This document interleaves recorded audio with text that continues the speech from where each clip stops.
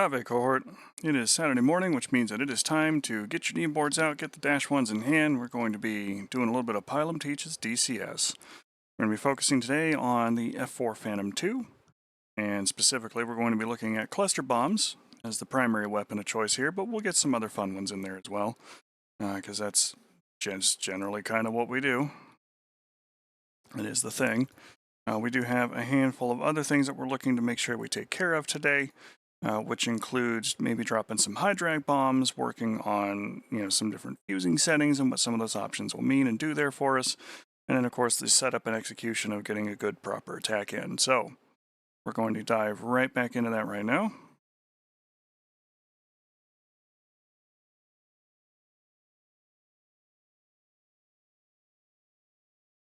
Of course we have our jet here. Alright, let's take our usual walk around here and then we will get to the sauce of what we're doing. On the center line today we are carrying Mark 20 Rockeye 2 cluster munitions. These cluster bombs have, I want to say, almost 500 little bomblets inside them. Kind of a good general purpose cluster bomb, circa Vietnam War era, and in use for quite some time afterwards. The Navy has similar variants of this one, the CBU 99 and 100. But for the Air Force, we have the Mark 20 designation there. The Harrier can carry those as well. On the outer pylons, we have the older CBU 54s, which have only a couple of hundred bomblets on the inside. But we are carrying 6 of those as well on the outer pylons. On our special pylons, we are carrying a pair of Shrikes, as we'll be operating close to a low-blow SAM site, so we have one each tuned for the search radar and the track radar, and of course we have our usual array of defensive Sparrows and Sidewinders. As far as our target area goes today, we have one picked out. We're going to start our initial attack on some undefended targets. Really kind of show, employing the weapon system, what kind of targets they should be used for, which includes clusters of light trucks, like in a convoy or in a truck park. Small area targets like that you can saturate extremely well. And of course, one of the primary uses for those, especially for, Vietnam War era vintage, is a SAM site, in this case an SA-2. Now this one has been defanged. It is for display purposes, so it should not attack us at all while we're doing our business. But it does kind of look like and count as a classic target for cluster bombs. Now, you can talk a little bit about some of the limitations of the system, both as it pertains to real life and as it pertains to DCS.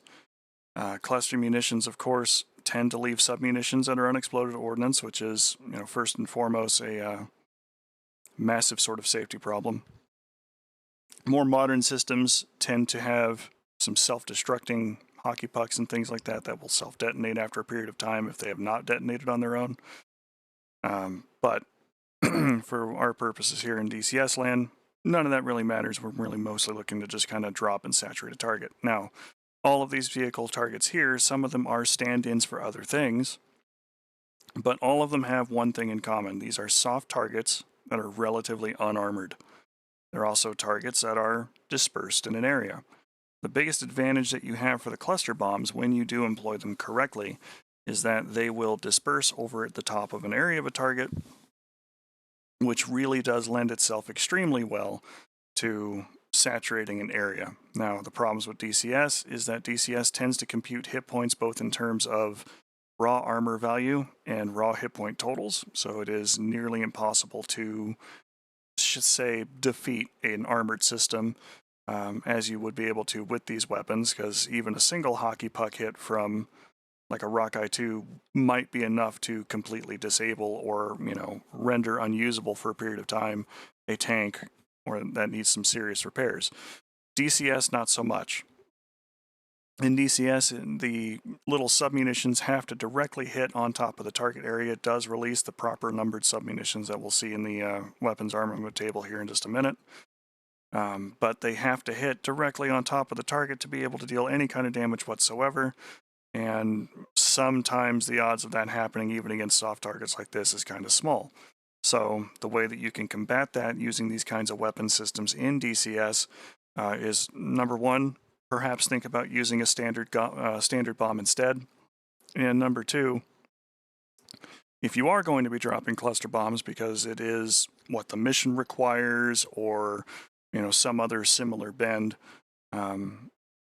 trying to do something a little historical in reenactment, because they do look incredible from the ground with all the little submunitions going up, but it's a lot of noise and flash and not really a whole lot of boom and thunder.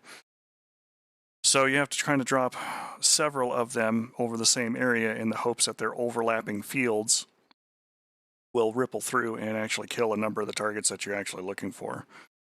There are exceptions to this. Any of the sensor-fused weapons tend to work much better, like CBU 97, or its wind-corrected version, the CBU 103, or I'm sorry, 105. The 103 is the wind-corrected version of the CBU 87. But the sensor-fused munitions tend to fire little pieces of destroying material that will attack armor directly. And while there are fewer of them per hockey puck, they will at least kill the targets that are actually in their zone, so long as the little sensor-fused object can see, fuse, and attack the target successfully. Some of the other bombs that you can carry on the F-4, like the CBU 87, depending upon if your mission is era-locked or has material limits, that kind of thing, is a combined effects munition, which provides a variety of different hockey pucks in the same housing, which can also be a little bit better for killing targets. And if you are using CBU 103 or 105, those are wind corrected, so make sure that you are not making any manual adjustments for the wind, accounting for your attack in on the target area. The other thing that we want to take a look at here is kind of how these little things work. Up front, you have a nose cone, and that nose cone on the bomb tends to include things like the timing information and some of the initial charges there. There is a very visible seam that runs down the entire length of the canister. That seam will split open and allow the submunitions on the inside to be dispersed and dispensed. And the same sort of applies with the Mark 20, the Rockeye 2. Its seams are a little finer, a little more aerodynamic of casing, and it's got a little propeller up front to kind of mark the time and or altitude as it winds through and eventually will detonate. You do have to have these set for nose and tail fusing. The nose fusing in this particular case will eject the submunition canister and cause it to separate. The tail one will, of course, deploy the fins to stabilize the bomb's flight and let it rotate so that it can spin those canisters out and actually get them over a small area. Let's go ahead and unpause for a minute. We're going to have some engine noise. We're going to get into the rearm menu here. Now, not all of these weapons can have fusing options, but like the Mark 20 does have some. It only has one fuse available, the Mark 339 Mod 1, but you can set an arming delay in seconds and a primary and optional function delay. And basically what this is that 1.1 seconds after the weapon leaves the aircraft, it will arm.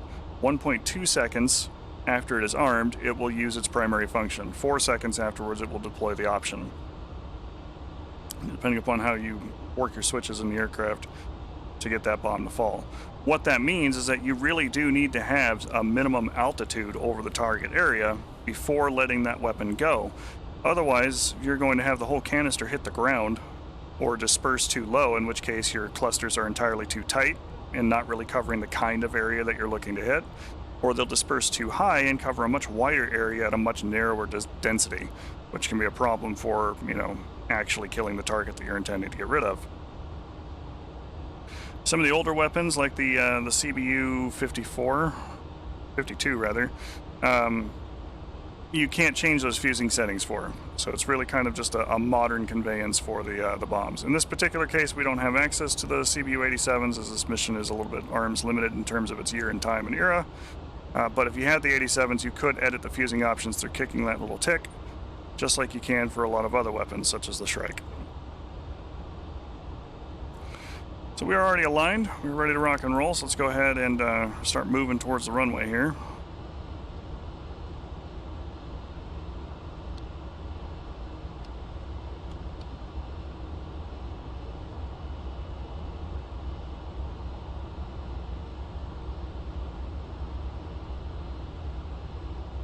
We'll have a short flight out to our target area where we can drop the cluster bombs on top of the targets.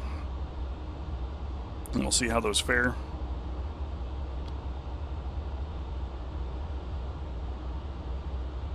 Is this flight going to be treetop? This one probably not, Jester, but the next one could be. Okay.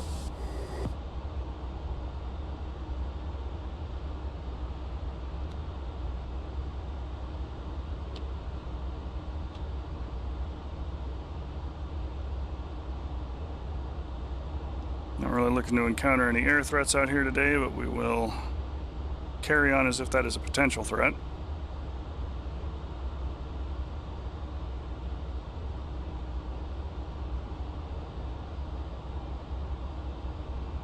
Some of the cluster bombs are very good at killing hardened targets like armor. Not so much bunkers, but definitely things like armor. But most of those are like the sensor fuse type weapons. Most of the other cluster type munitions that you can carry, especially on the F-4, things like the Beluga or what is it, the BL-7 something or other, they're really kind of good for unarmored area type targets. If you got a lot of targets in a specific area, they're good weapons to be able to drop things on. Actual combat use in places like Vietnam, cluster weapons like that would be used to follow up on SAM sites, just like the SA-2. And you get something marked there with a Shrike or with a standard ARM or, you know, other rocket fire, tracer fire, somehow identify the area. And since you can't see it super specifically, where dropping, you know, a couple of Mark 82s may or may not get the job done, if you drop some canister in the area, it's usually dispersed over a much wider area than the blast radius of a Mark 82 and can ensure that the target site is at least damaged enough that it's not going to be a factor for that day.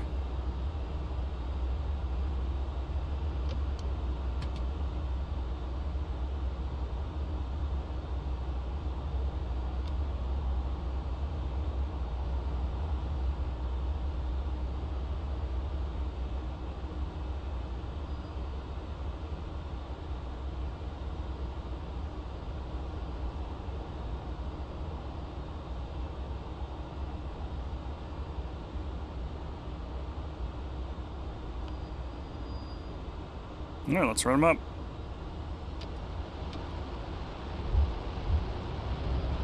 Engine's good, airspeed off the peg.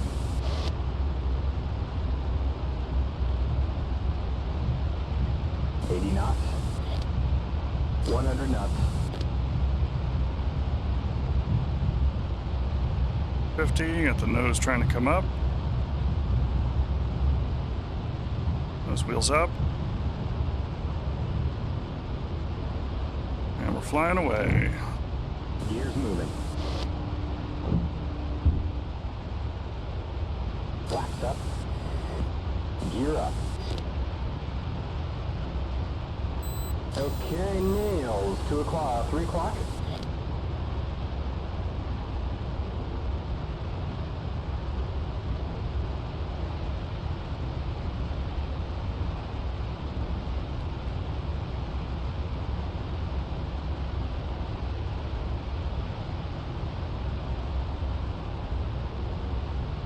Okay, so as we roll out towards our target area,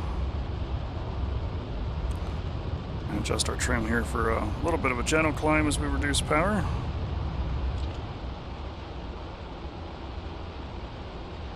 Talk a little bit about our execution here for the day. Now, I'm going to try and drop these in groups of 4. Obviously, we've got more, or quite a bit more bombs than just the 4. But not so many as we could do more than one pattern like that. So we'll have one good one and one kind of smaller pattern for each type of bomb that we're losing. And set our weapon selector over to bombs. And we'll use DT mode. A little bit of dive toss. Mostly so that we can kind of ensure that the bombs are going to mostly fall where we want them to go.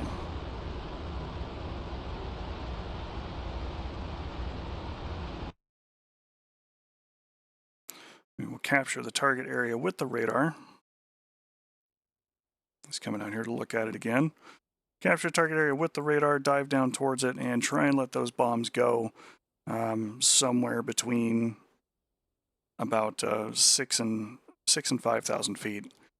If we get much lower than that, we kind of run the risk of them popping much too low and not providing the dispersal over our target area that we're looking for. But the first target that we're going to go for is going to be the SAM site itself. And then we will kind of move around and hit some of these other targets just as targets of opportunity allow themselves to be seen. Once we get done with that, we'll rearm and re-equip. Morning, Chief.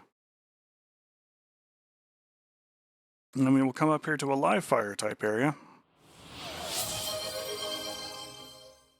It is Saturday morning, so that is definitely coffee. In our live fire area, we do have an SA-3 that is defending it that we're going to need to deal with. But we do have some displaced armor, gun platforms,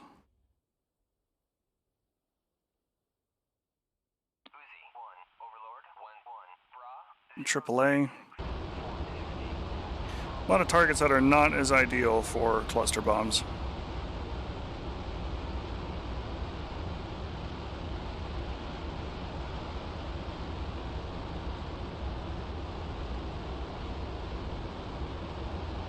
I think it should too. I think it's new enough that it would get those.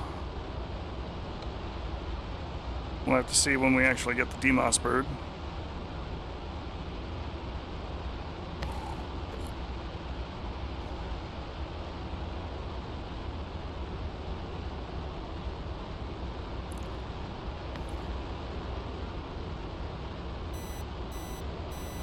Okay, nails, 2 o'clock, 3 o'clock, and nails, 3 o'clock.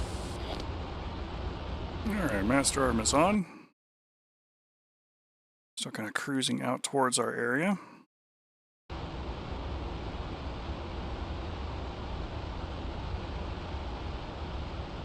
Now, I do tend to use about a 0.25 millisecond ripple setting for most of the things that I do. But like shooting rockets, when you want a little bit higher concentration, or in the case of dropping cluster bombs where you need a much higher concentration, we're going to cut that down in half to about 0.12 milliseconds each.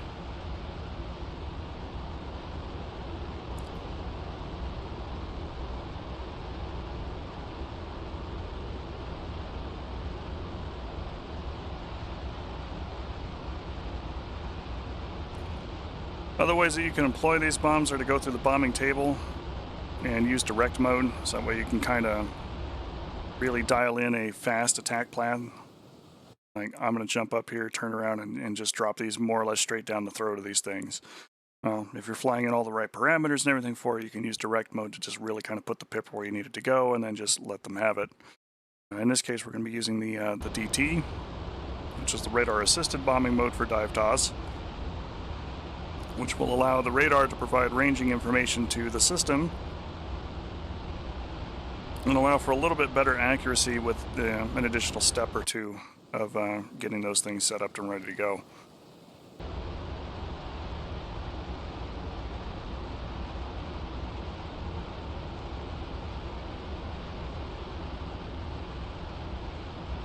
And we're about 15 miles out. I'll go ahead and offset a little bit here from the target area so we can actually look out a window to see it.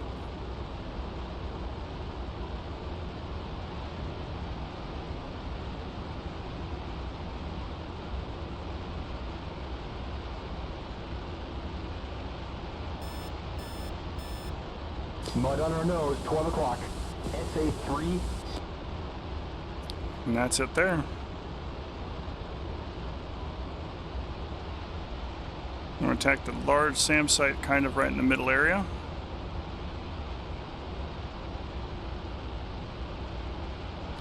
Understandably, we would not be attacking this SAM site if it was really active from this altitude. You'd be more likely to execute a low altitude pop-up.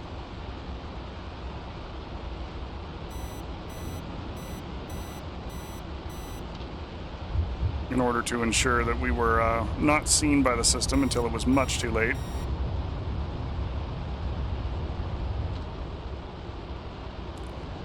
But for our purposes here,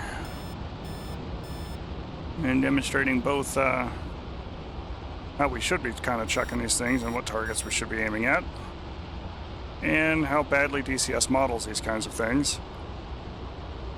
We're going to attack it from a little bit up high. Alright, here we go. And capturing. Captured. And we're going to start about right there, and pickle button down. There goes 4. They burst.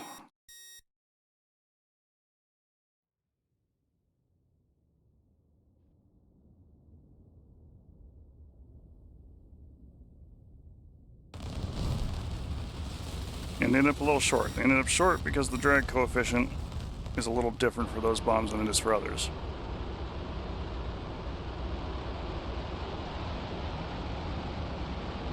Like I said, it looks a little spectacular, but in some ways kind of isn't.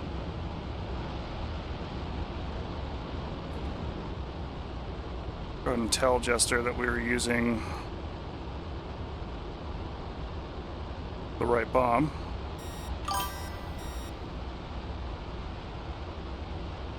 And she doesn't have on the list for that, so we'll just go with CBU-87. Copy.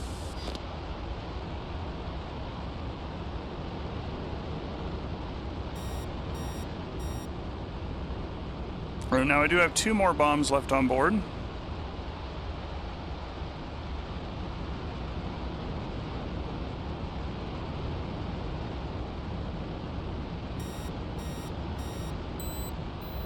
We're going to come back in and using the lessons from this last attack,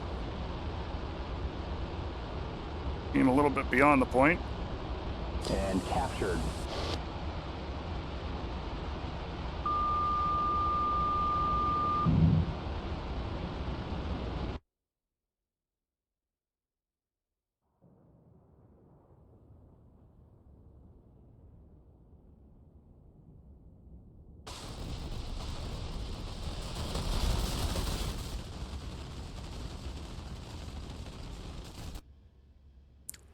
Damaged the track radar, destroyed a missile, and hit a truck.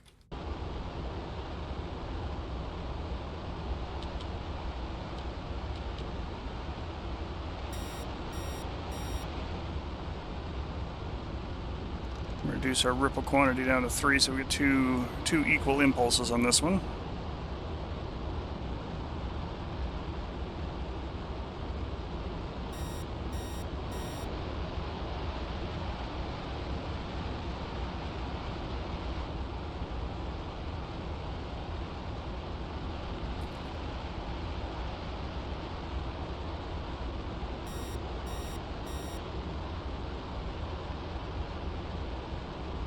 This first group, I'm going to aim at that large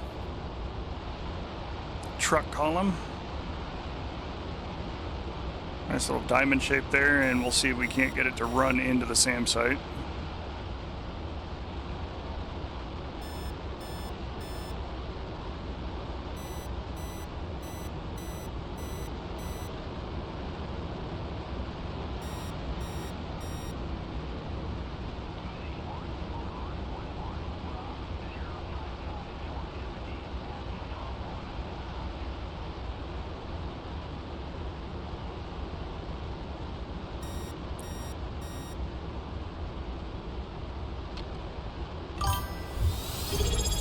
Morning Frost, thanks for the resub. Captured. Alright, here we go.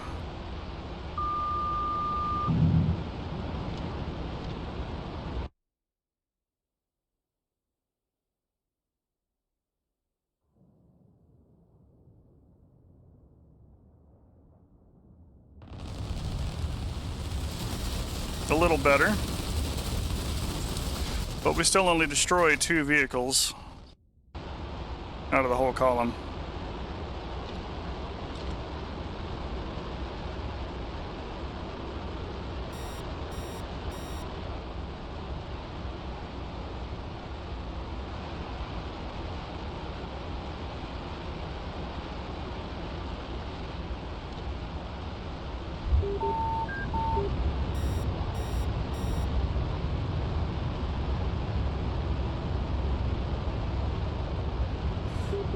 We're actually lined up really well for this one.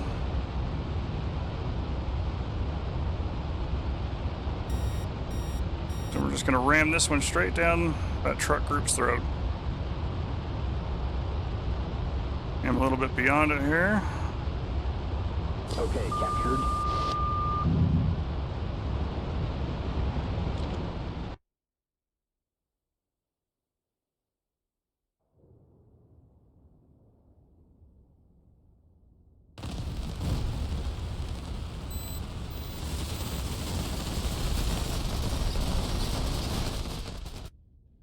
And while we killed a couple more vehicles and damaged some others, the other thing to keep in mind too is that these are unarmored targets.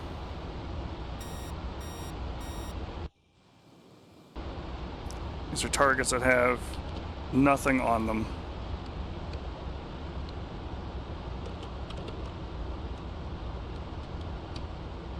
Fuel level is... We'll be fine, Jester. Quit your worrying.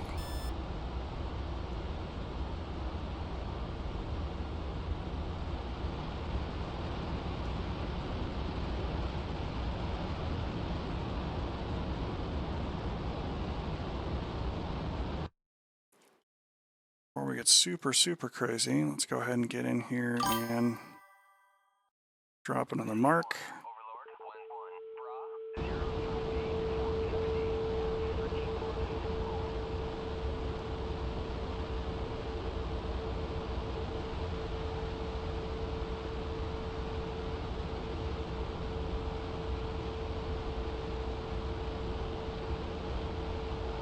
Roger that. Steering set for diversion.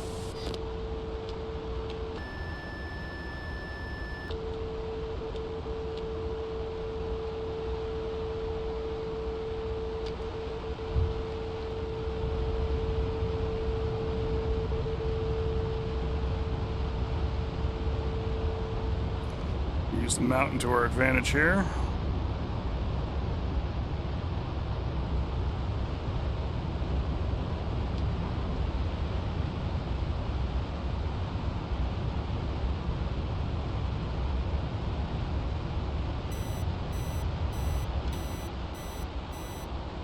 Now, the sensor-fused weapons and the others, the only reason why they work out better than the more traditional cluster bombs has everything to do with the fact that they are attacking the object directly.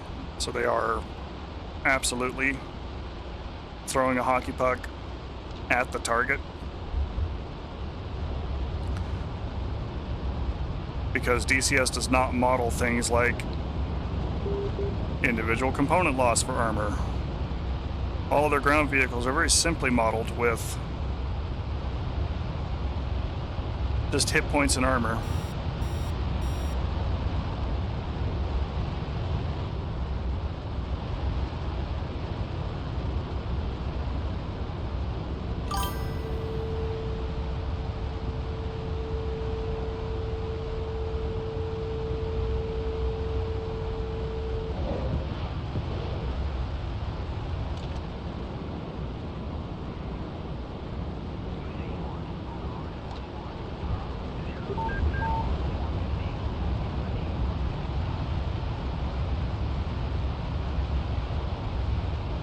Low blow, track radar destroyed.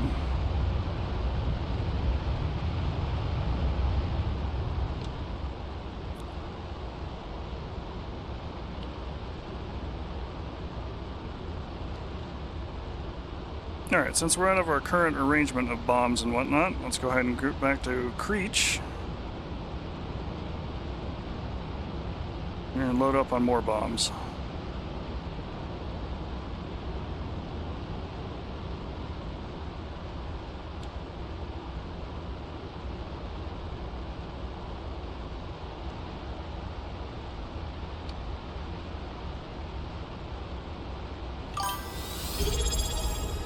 Thanks for the resub, iHorde. Appreciate it.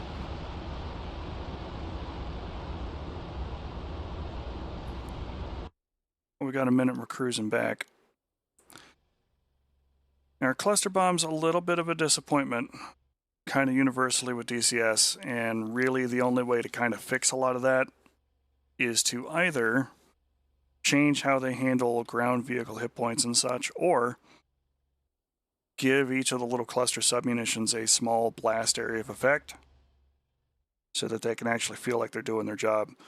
Because there's a lot of times you'll come through here, and you've seen it live here in the stream, that we had cluster bombs rip right through here. Explosions happened all around with unprotected trucks, and a whole lot of nada.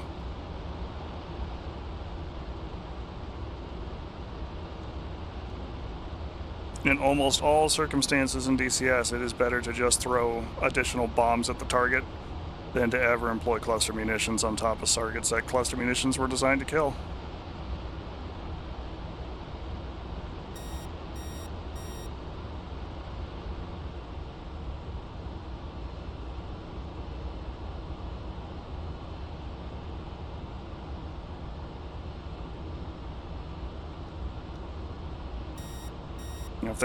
If they can't eliminate a truck column or an unarmored old school SAM site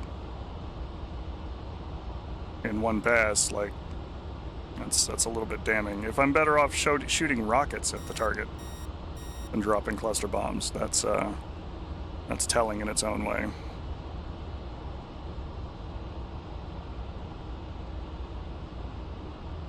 Let's go and get settled here on Creech.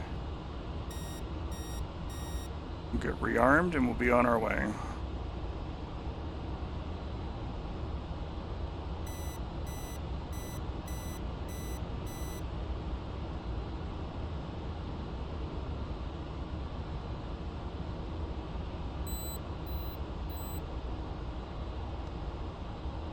We'll prepare for landing here.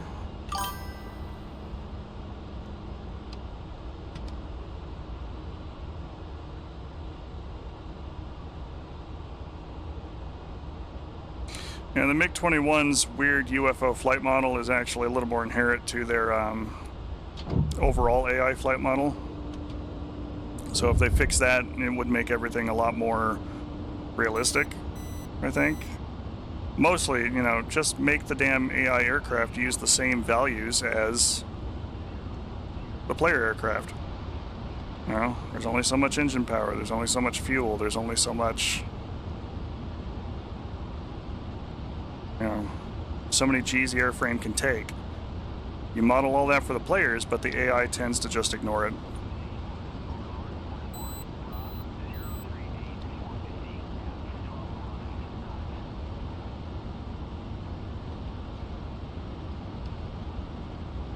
All right, gear, flaps, pressure, warning lights, and anti-skid.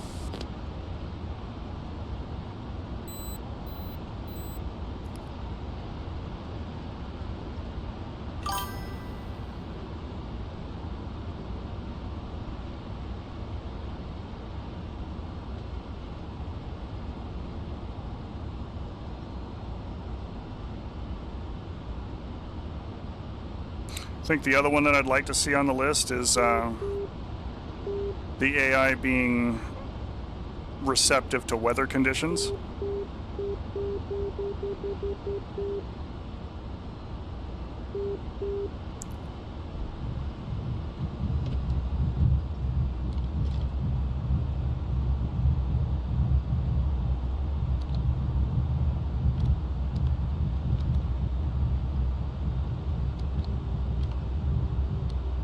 Now, I get it if you got radar and all these other factors at play. Like, you can find me in the dark and you can slew your seeker heads to your missiles to the radar and all that. That's fine. That doesn't bother me. But for somebody looking around without radar, they should be stopped by things like cloud cover a little more effectively. It's not so bad that I will just not dogfight, but it is still something that I would like to see as improvement.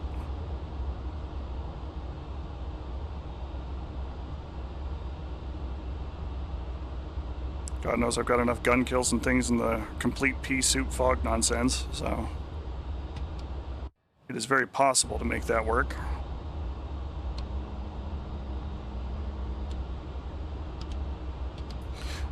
I'd also like clear abilities to indicate for things like, I want this aircraft to do a cat patrol, and I want to be able to edit the cat patrol to go, I don't want you to target helicopters. Like, I kind of want some of them to be a little bit more free roaming rather than using the search and engage and zone feature in the map editor. But I also don't want them just going down and dive bombing our rotor friends because they're the only things that are in the zone. Which doesn't make a whole lot of sense in the grand scheme.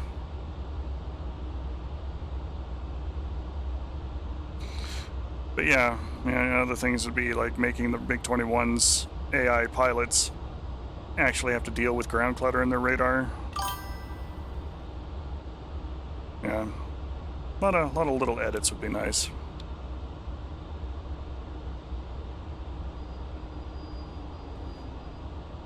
Alright, let's go ahead and park here, and we will get ourselves some additional weapons.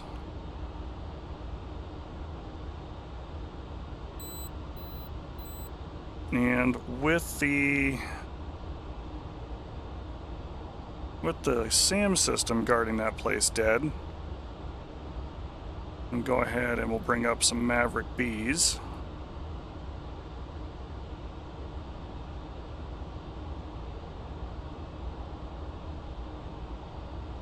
Bring some M117s, as they are goated in the sauce, as the kids say.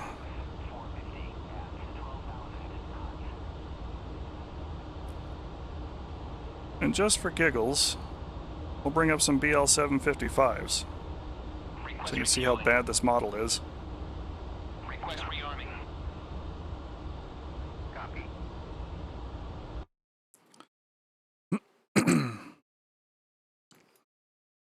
Alright, game plan for the next strike.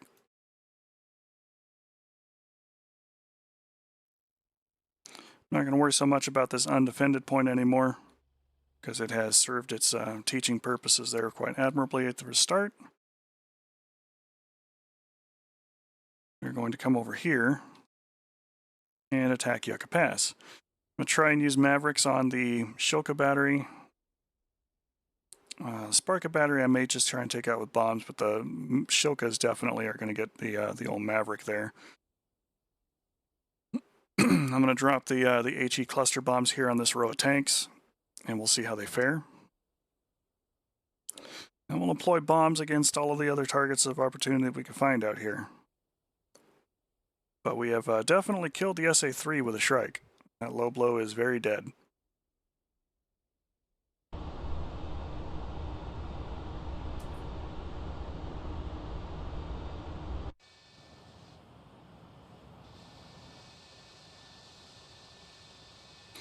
It's a little bit of old school seed using the Shrike, but it's not the oldest school seed. To do that, not only would I need an F-100, but I would be using nothing but rockets and cluster bombs. And maybe the occasional bullpup.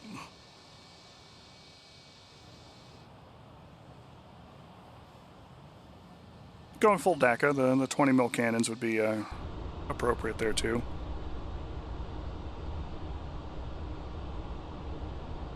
About 8,600 pounds, so we're getting closer to a full fuel tank, and then we'll be able to go up and do our business.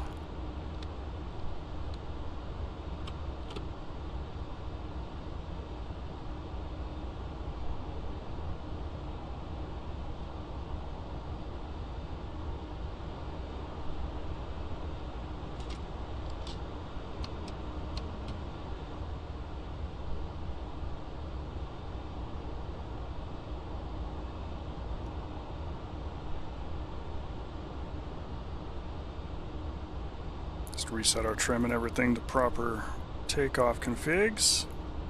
And while we're here, Copy. Alright, realignment complete. I have just to realign the jet.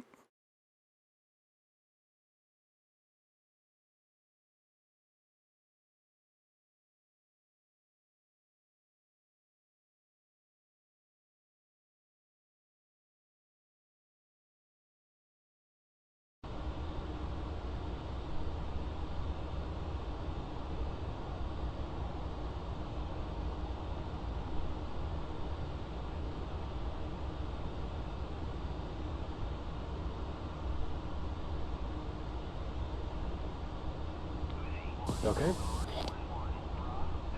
Steering set. And right as we get to CTC about right. 10,000 pounds, refueling the aircraft starts going super slow.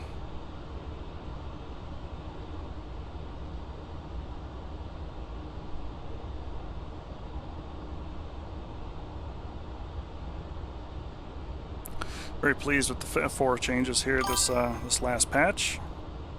Had some RWR updates, so I'm looking forward to seeing fewer unknown targets and hearing fewer perpetually looped sounds that tend to mask other things like, you know, getting shot at. Be nice to know when I'm actually shot at by a weapon system rather than just getting the search beeps from everything and everyone all the time.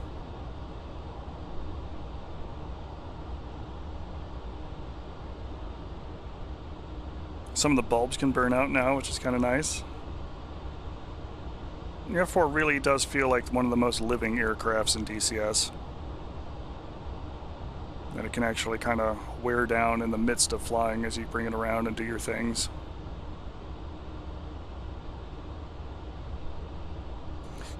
It kind of gives you the advantages of the random failure system without just having a bunch of crap break for no reason whatsoever. Like there's graceful degradation,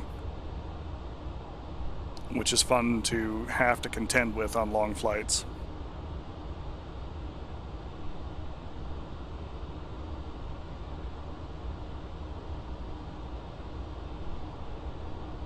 It's nice too that my hydro pressure does not just evaporate out of my utility tank anymore like it did with the patch before last.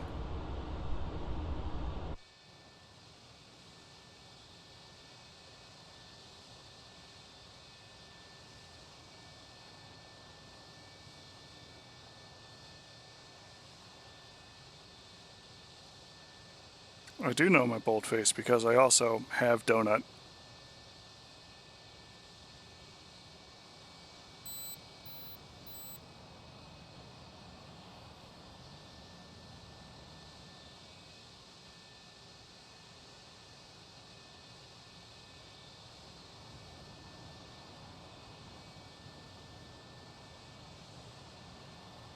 All right. Refueling complete. Fueling's complete. Let's see our fancy toys get loaded up. Our M117s, World War II vintage. 750 pounds of freedom, fun, and excitement.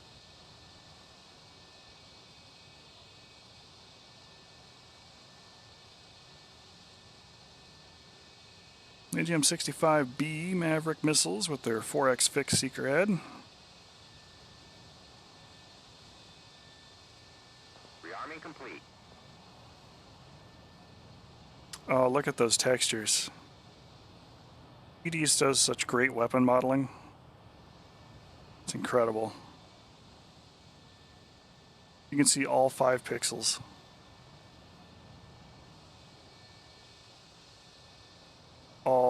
All 5 pixels on this weapon system. You can almost read all of the numbers and things too. You know, here we go. We look, U.S. Air Force. It's got a part number on it. AGM-65B contract information. Don't touch the window. Scene mag. The little seeker head will actually like spin around and look at stuff. And then you got this. Kind of just it makes you want to go play Lomac again.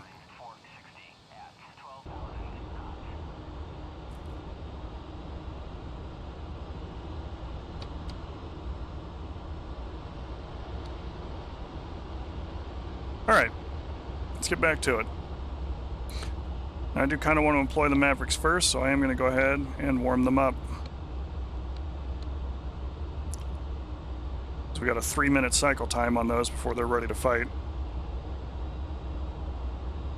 They might have gotten those from Falcon 3.0, iHort. To be perfectly honest there with you.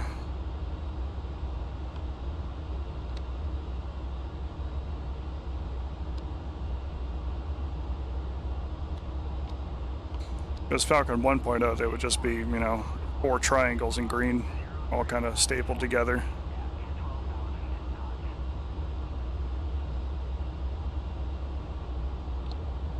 Spent too many hours playing Falcon 1.0 as a kid. Liked F-15E Strike Eagle better for some reason, though.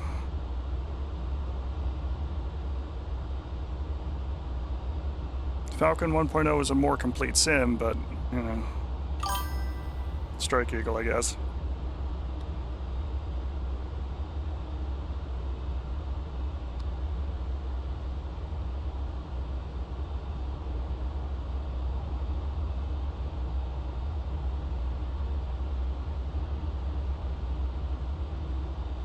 Alright, I'm going to take off here from Creech.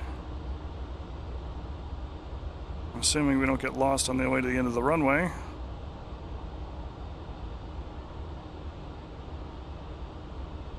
Turn back around and head towards our combat point.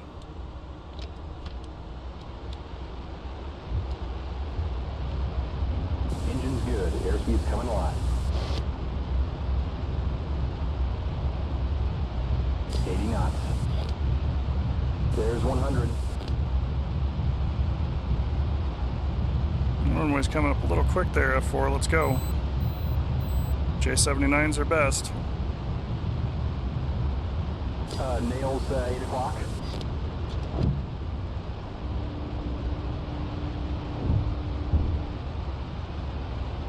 We're up quite a bit higher than we are in Vegas at Creech.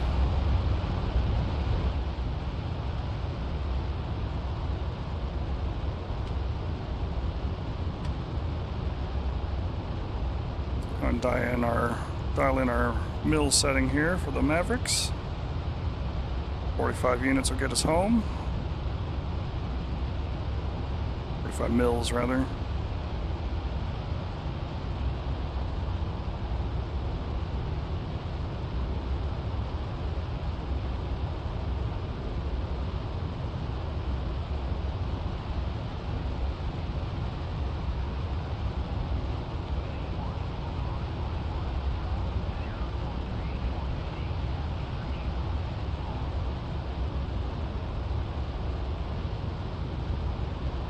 I meant to grab some high drag bombs too. Do that on the next pass because we're probably not going to kill everything here. Alright, Mavericks are ready. We're going to execute that front trigger pull to get those on our screen.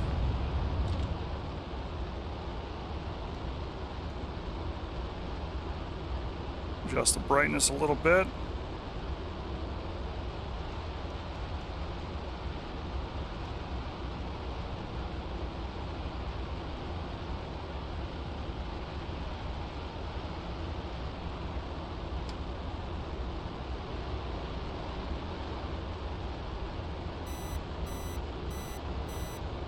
Okay, Nails, 2 o'clock, 3 o'clock, and Nails, 3 o'clock. So we're coming back up to attack this point again, and we're using Mavericks, which will give us about a 10 to 15 mile standoff range.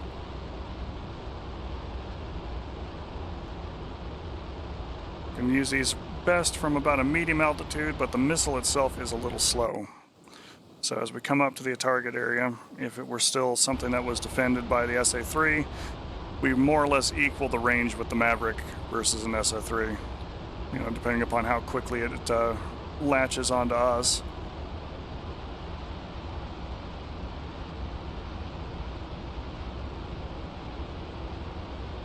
It's dead though, so we'll be fine.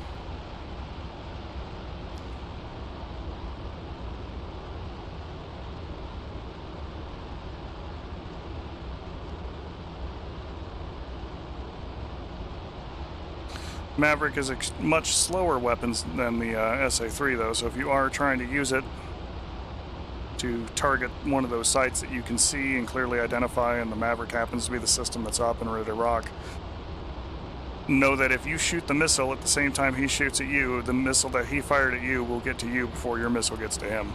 Every time. There is no world where that will not be true from, you know, the typical ranges where you'd be employing it. In fact, for hilarity's sake, most of the supersonic capable jets that can employ Maverick, if you were to fire a Maverick from maximum range and then continue towards the target at maximum speed, you are most likely going to arrive over the top of your target at the same time as the Maverick.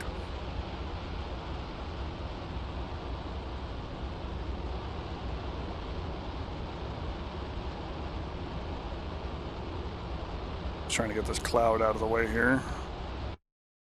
Plenty of room to maneuver before crossing into Dreamland's airspace, which we are not going to do because that could be bad.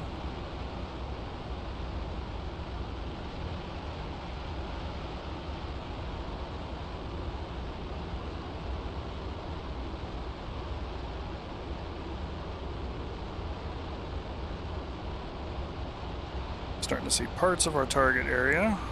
This area outside of it. Most of it still obscured by the cloud.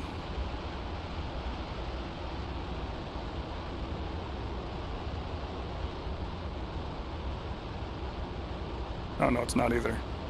Just kidding.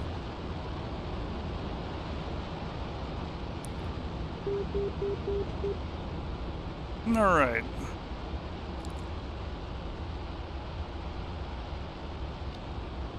Here's our Shilka's rifle. I can grab the one here on top.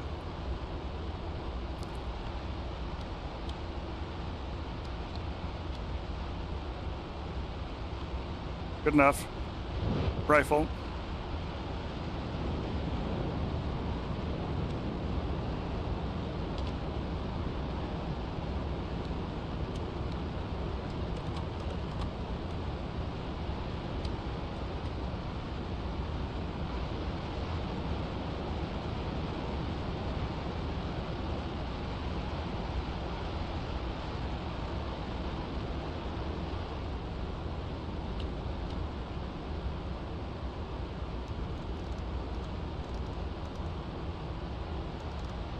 There we go. Go for 2. And since I'm dropping the heavier irons, we'll go back up to 750, or 0.25 rather, for the 750s.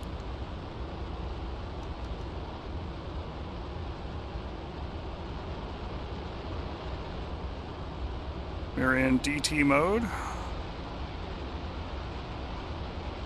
Our next target's going to be that Sparka battery at the crossroads. We can kind of see right there.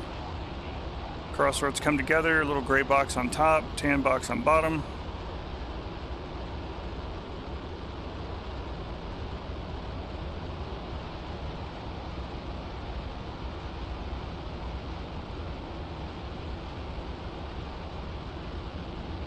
A little bit of rudder to coordinate that turn.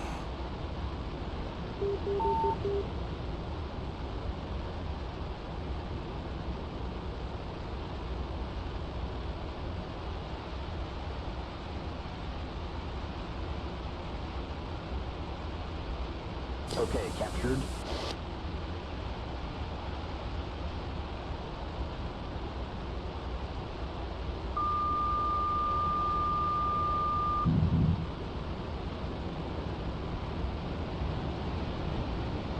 We're at a spot where things could actually kill us. I'm not gonna just go back and watch those.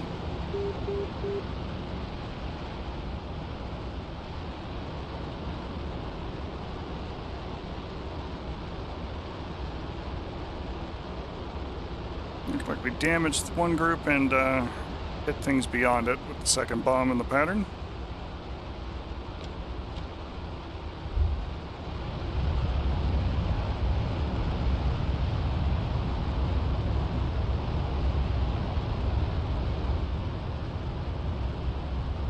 Altitude and airspeed again, we'll come back in on it.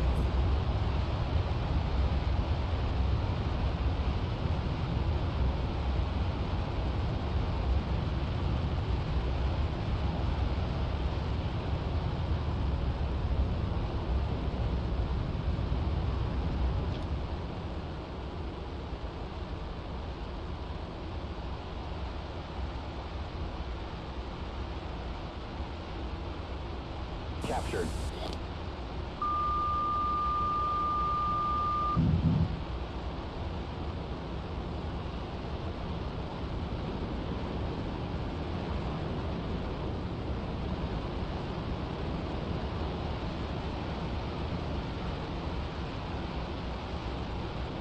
That's better. Alright, so that's 4 of our 5 bombs. We got 1 bomb left. We're going to put that last one on the KS-19 battery out there and see what we can do about that.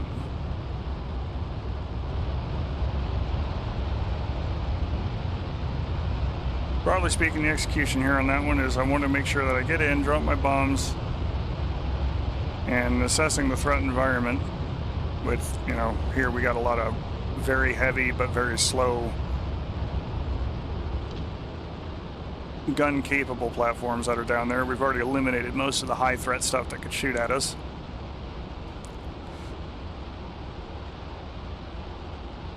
I just kind of want to stay at far enough out of its reach that I can respond. And captured.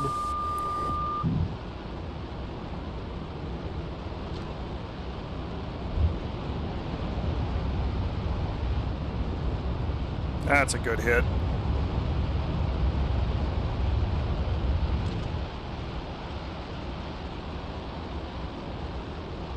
But quick enough that I don't take a bunch of stray fire that hurts me.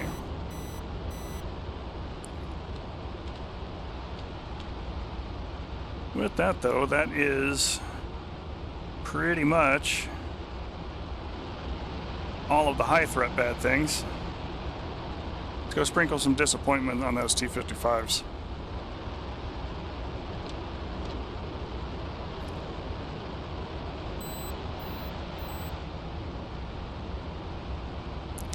And we'll grab some high drag bombs. We'll come back and do more of the work.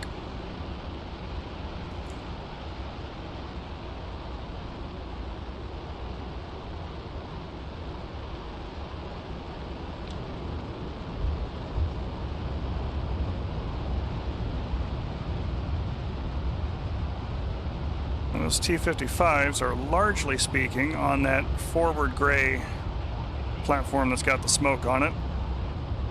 We're going to try and line up on it as best we can.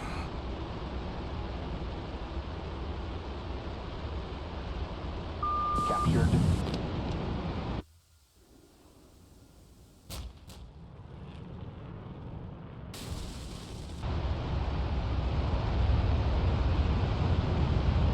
Oh my god, we actually did 50% damage to a T-55 with a ED cluster bomb.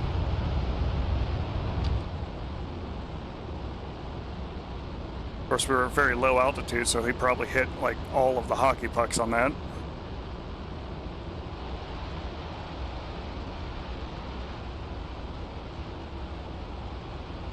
Try a bit higher altitude release. Yeah, look at that. I killed one with a cluster bomb.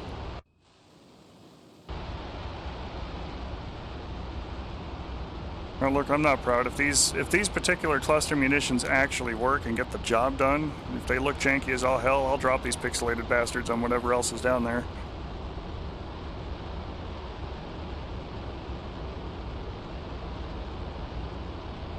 But 1 point on a data line does not make a line.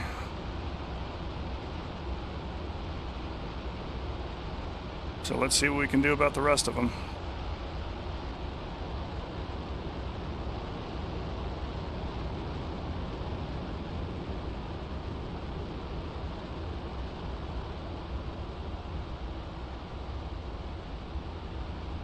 Running in. Okay, captured.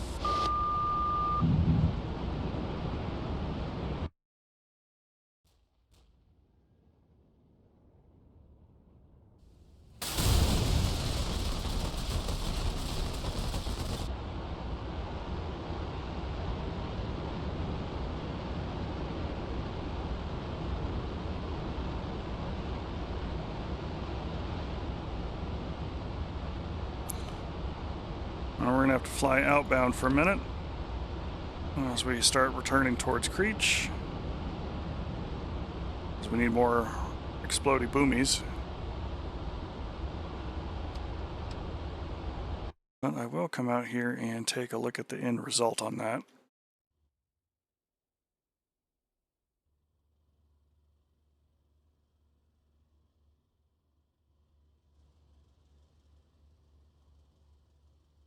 All right, we can see where the fragmentation hit, which was just past that tank and just before this one.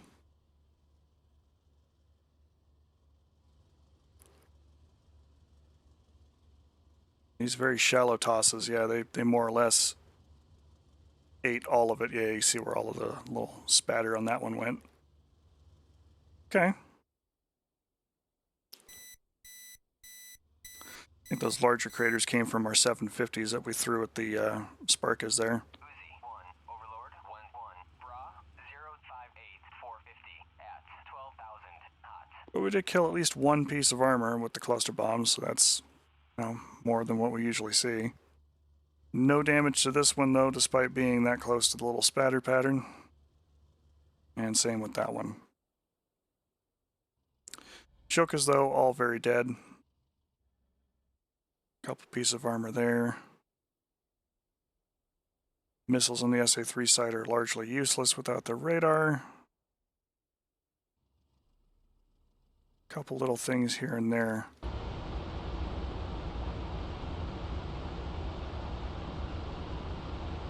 So let's grab some Hydrax. Go have some fun. Oh yeah, I wanted to take a look at the KS-19 site there. That's very dead. Nobody walked away from that one. That bomb hit right in the center of him.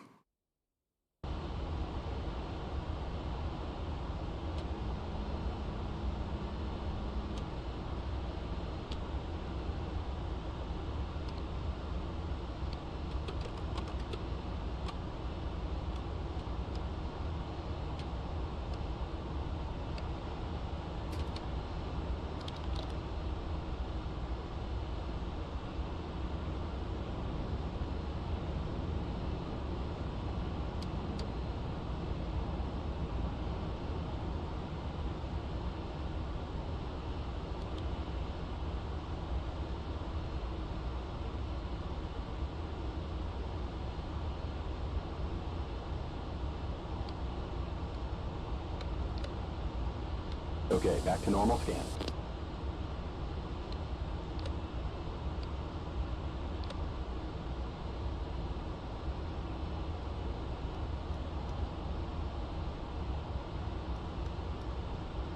Start adjusting our trim here. We're only doing about 250 knots.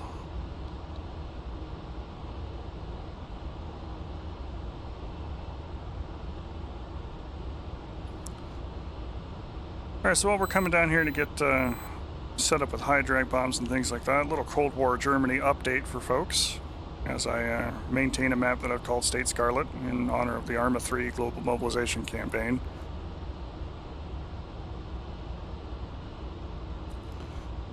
And I have included now logistics as of this last update. So there are weapon limitations at the various primary bases there, and only a couple of hubs that have unlimited pieces of equipment. And for a 40 or 50 nautical mile flight, you too can perform logistics and bring bombs and other things to your friends to let them keep up with the fight.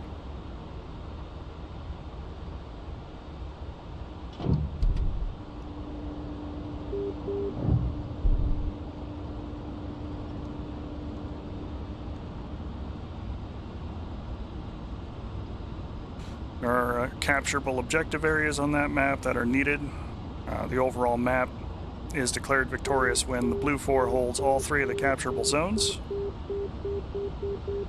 indicated by their respective red and blue circles on the map,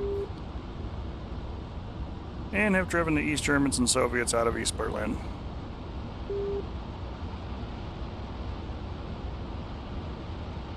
That said, it is easier if you accomplish other objectives on the way to Berlin, Pressure, warning lights, anti-skid.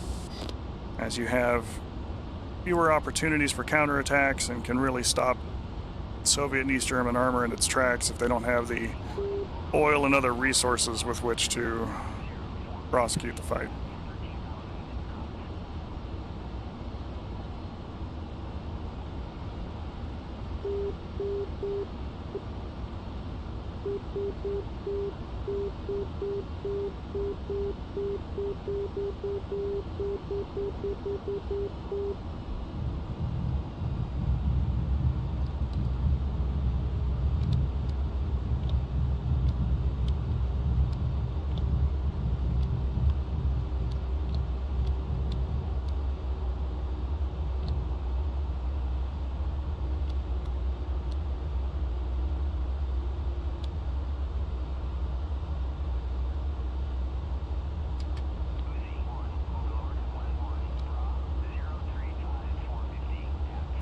I've also moved a lot of the SAM sites to the actual SAM installations.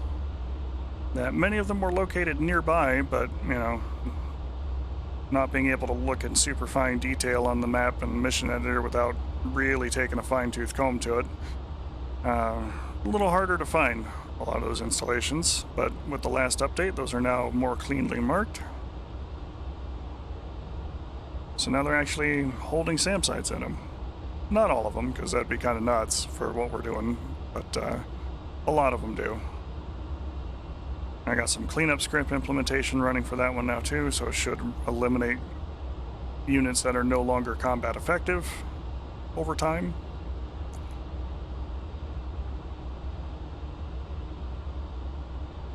And try and keep things running smooth, especially when some of the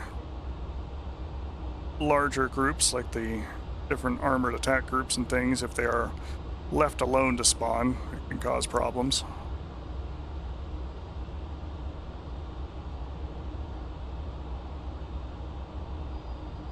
And it's tuned to a combat encounter for 1982. So while there's not a lot of ultra-modern weapons on there, you got enough kit to get the job done. Alright, let's bring up some bombs.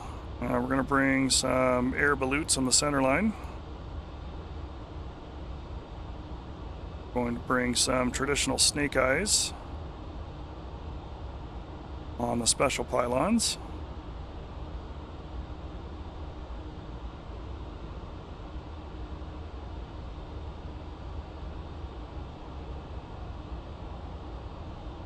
And we'll bring up some slicks on the outers.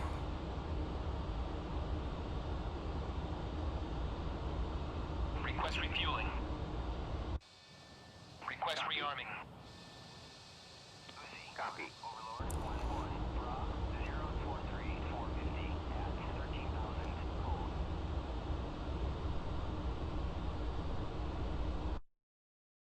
Come back by to our nemesis here at Yucca Pass and take a quick look around, see what we can do.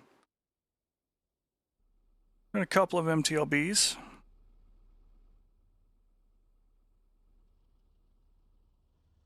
Got the Sparka group that's not completely destroyed, but is pretty badly wounded. A couple of tanks hiding by these warehouses. BMP out here by himself. BMP and an MTLB kind of out front.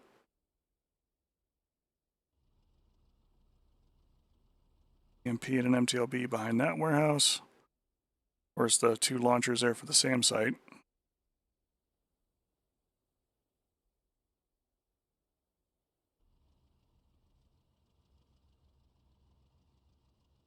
Enough scattered targets, we may be able to completely finish this objective with this pass if we're very careful.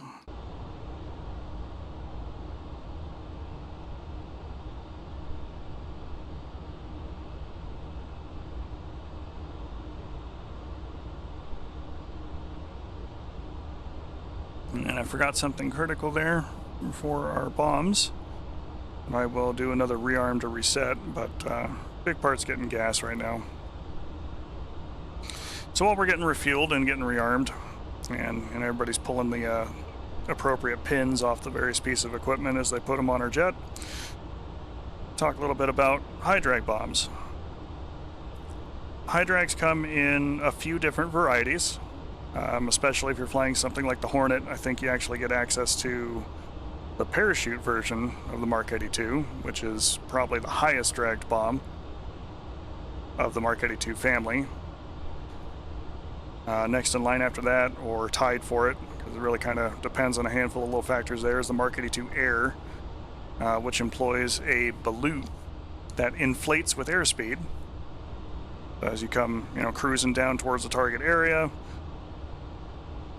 the tail fuse goes off, opens up the little airbag balloon, which then inflates, and that induces drag on the bomb to get it away from the jet. And then the less expensive, but slightly less aerodynamically braking, snake eyes, which have the little pop-out fins that will slow down the bomb's forward progress and get it to kind of fall down. The big thing about high drag bombs is that they are used for low altitude, high speed pushes. So if you are at high altitude and trying to dive bomb and do things like that, like slicks are really your best bet. If you happen to not have them on board, however, you can take a high drag bomb and through only using the nose fuse rather than the tail fuse, or nose and tail rather, only using the nose fuse, you can treat it like a slightly less aerodynamic low drag bomb. Your aiming computers and everything else will be somewhat off, you know, because it's not a pure ballistic short shape like the traditional slick Mark 82s are. But without the speed slowing fins, stabilizers, balloons, whatever popping out on the back of the bomb, they will fall more ballistically. So you can kind of treat them almost like a Mark 82 slick in a pinch if you need to. The big thing though is that you really want to keep your airspeed up above 400 knots. Ideally somewhere between 450 and 500 knots. Much faster than that and you cause other problems with overshooting the target because the little fins and things can't quite roll back in the way that they're supposed to.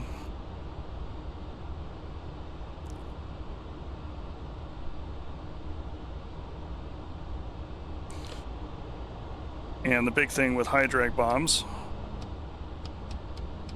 is that you're going to be flying more or less over the top of your target. So you really need to plan approach and a route of attack that lets you get in, drop the bombs that you need, and get out, all with cover. Because if you're trying to chase down a Shilka or something that's on the ground, you're basically trying to outrate the turret's movement and the gun's ability to track you in order to be safe. Advantages though, very minimal flight profile over the top of your target. If you do it right, they shouldn't see you until it's too late.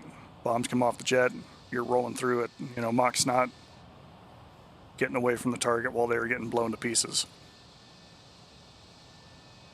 While you can use DT mode in the F-4 to make that happen, you're probably better off using direct and doing a little bit of flying by the seat of your pants to make that one work.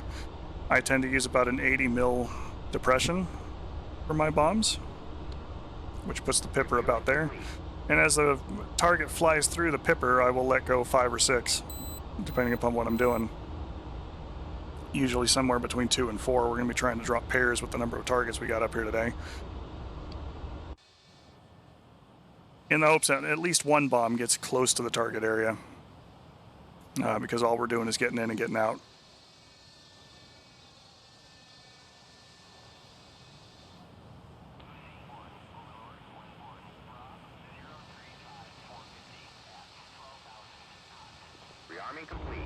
Alright, so now that we have weapons on board, let's get in here and adjust some of the fusings. I want an arm delay on the nose fuse.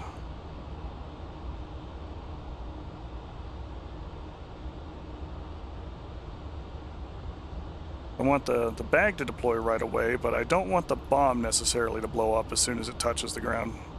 Just to give me that extra quarter second of getting away. Request refueling.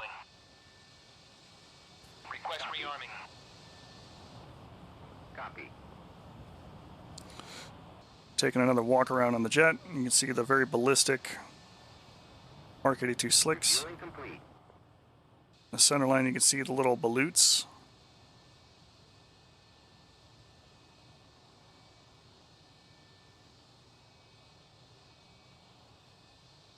No parachute, it's a thing that's going to pop out and inflate.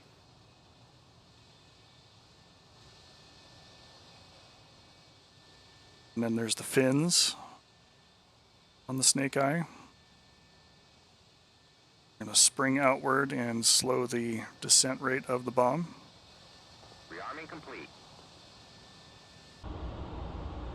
Good times and fun had by all.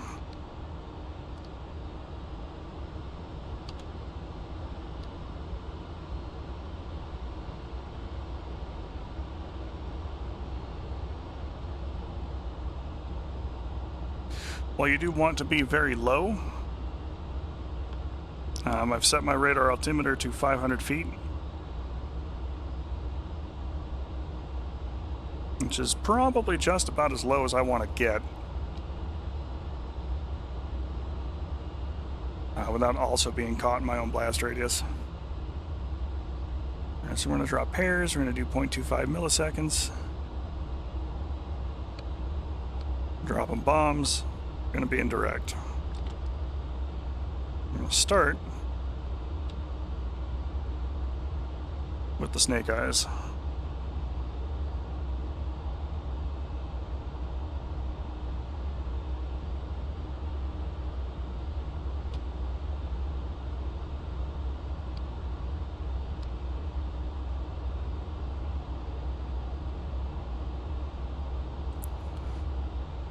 At about 450 to 500 knots, you're basically looking at the target just about being able to pass underneath the nose, right about where the pipper is, or between the pipper and the bottom of the glass is. And that's about when you want to let those go.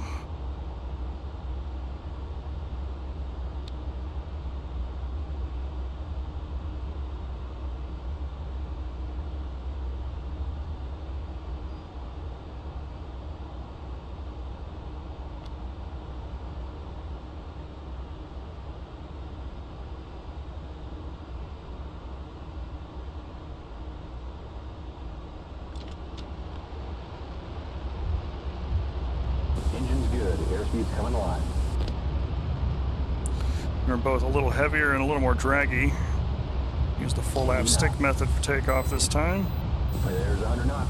This is me holding the stick all the way back aft to try and get the nose wheel up off the ground as quickly as possible. We'll relax it a little bit as the nose comes up so we don't drag our tail. Nails 8 o'clock. There we go.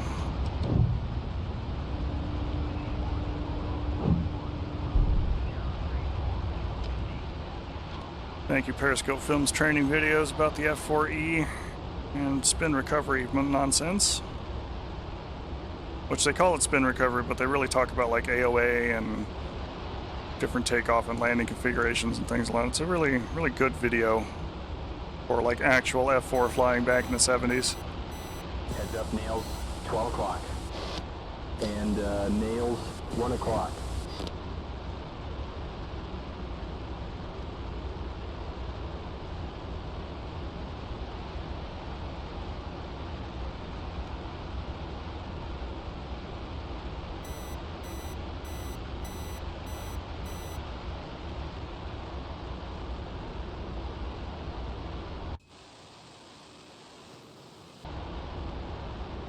Now, just for gets and shiggles here, let's go ahead and go with direct.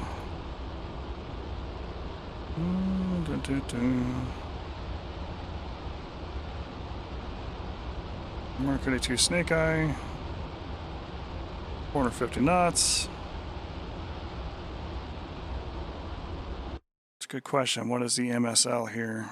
4,045 feet. So let's go with 4,500 feet.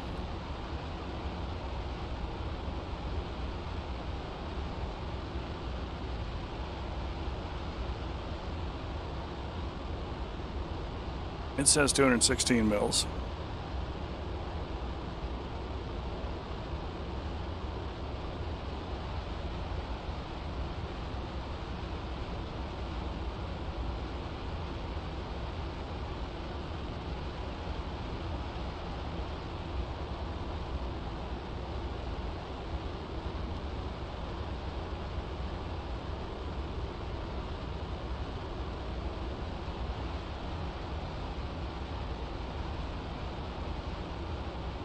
Wilco.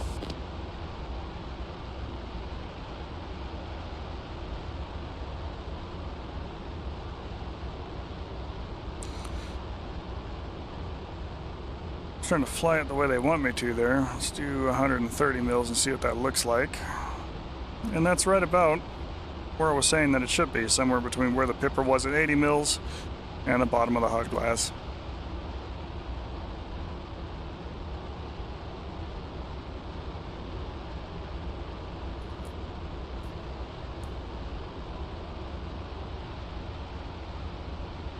I said I did change my release altitude there, so it's actually set it to 250. Brazen as that is.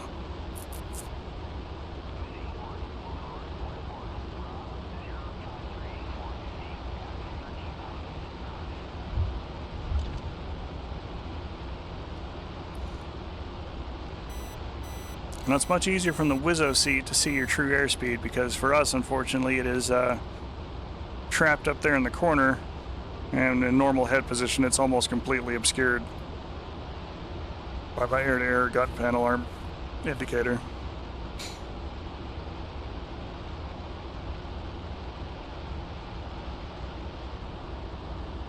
Not the most helpful, that.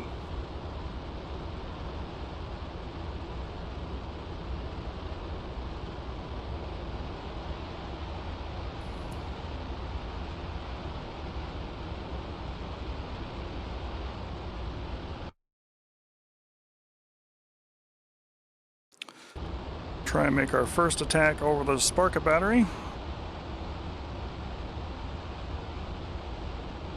As besides the BMP-2s that are down there, that's probably the most dangerous thing to us right now.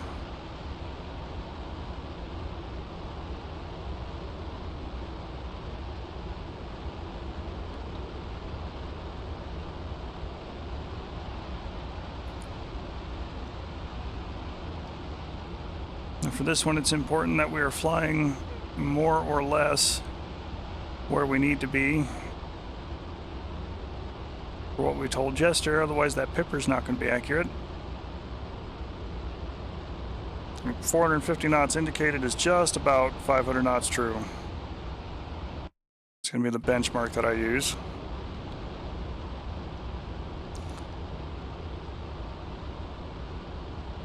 We need to get ourselves low. We can porpoise a little bit to try and identify where our target's at, but once we do, we're in on the run.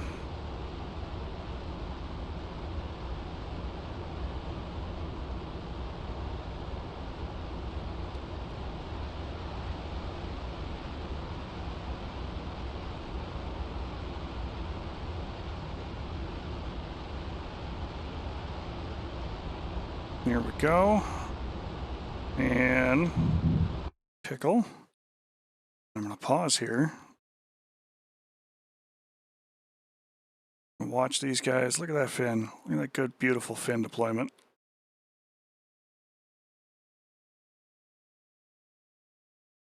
I'm going to grab a screenshot here, because this looks good. I like this. I like this a lot.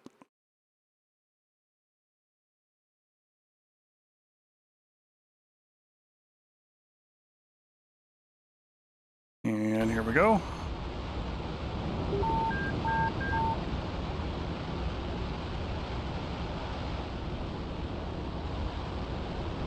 A little long, so we were a little fast, but not by much.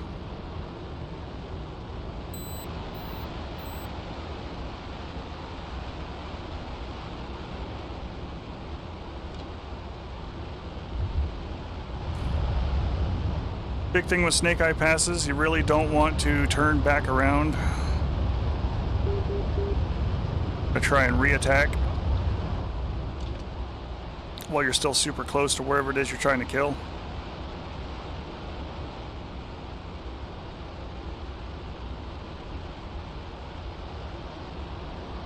Like, drop your bombs, plan your egress route, and stay on it for several miles, so that way you're not just turning in such a way that a helpful Gepard or Shoka or Sparka or SA-9 or something can just easily do you in.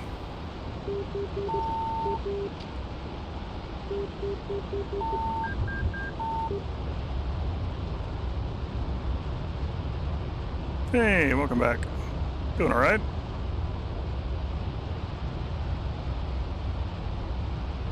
All right, so we're gonna try and come in another snake eye pass. This time we're gonna target those two vehicles over here. Picking our speed up.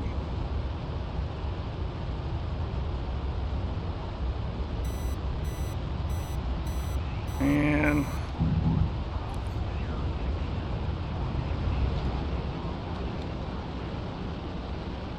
that one was right on the money. Staying low, staying quick.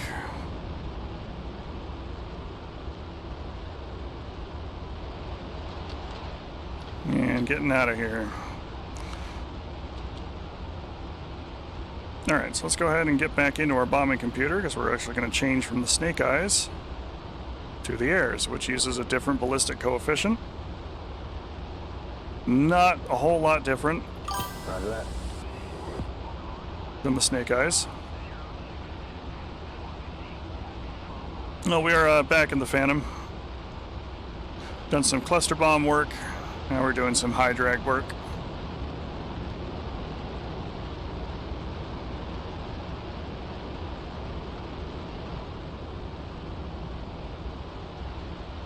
This next pass, I kind of want to hit those 2 tanks that were still left out there. Since most of what we're looking at here is very similar, we're just going to go ahead and leave everything configured as it is. And let the School of Close Enough be our guide.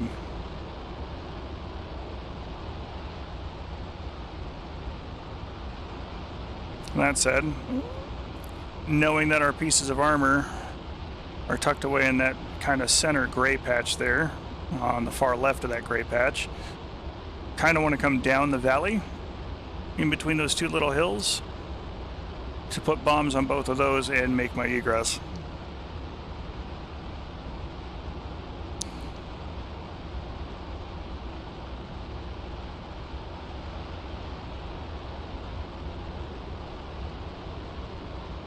Staying well outside their ability to shoot at us right now. Again, we've already sanitized a lot of this area for things that are threatening us.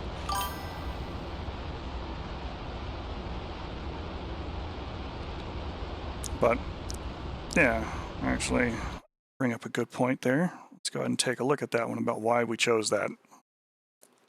Some of it's going to be super obvious, but, you know, it's teaching time, so we're going to talk about it. Why we're choosing this route? Well, the first one is that I'm dropping iron bombs, so I need to be in a line. I need to be in a line over the top of my target, which means that I need to try and find a place that will let me do that rather safely. And if I'm coming in through this side, we made our last attack, I don't have a whole lot of room here before I need to either go up and over the mountain or make a much sharper turn to try and get away from it. So by changing direction and coming down through it, we're going to be coming right through this valley. Try and line up as best we can to put both bombs on target. So we're going to use it between those 2 hills. Pickle, pickle. And then as we leave, just as important, we've got this big kind of mountain here on the hill on the side, which, you know, if you're thinking that's really not very big, Pilum. It's enough.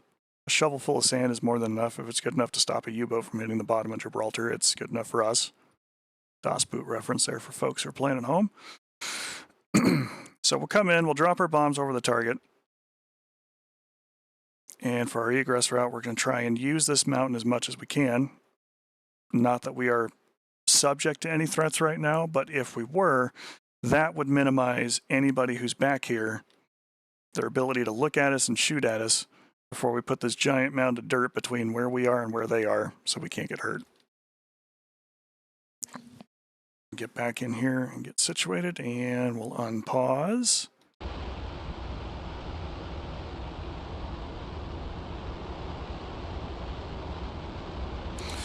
Coming in from this side as well, we got much larger hills, which if there were any radars or radar tracking type things like shilkas or, you know, fire cans or anything else looking at us,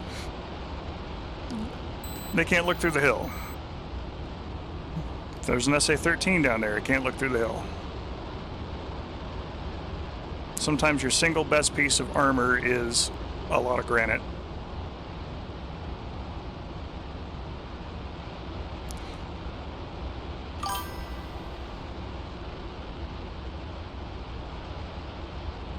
Exactly.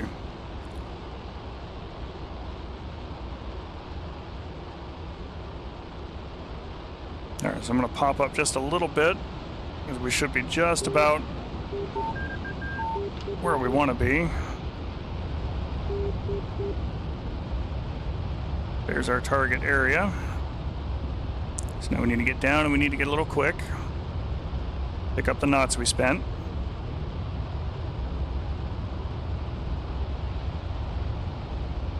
Coming up on our target speed now.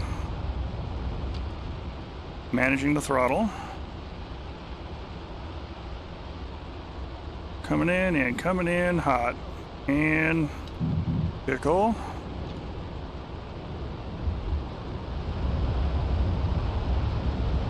See how we did there on that.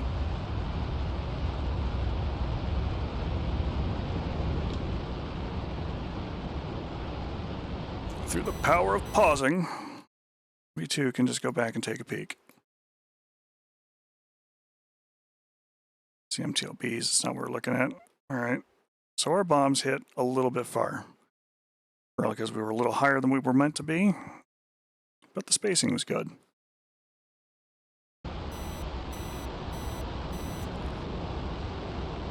We'll come out, we'll make our pass again because we got more bombs, so we'll be fine.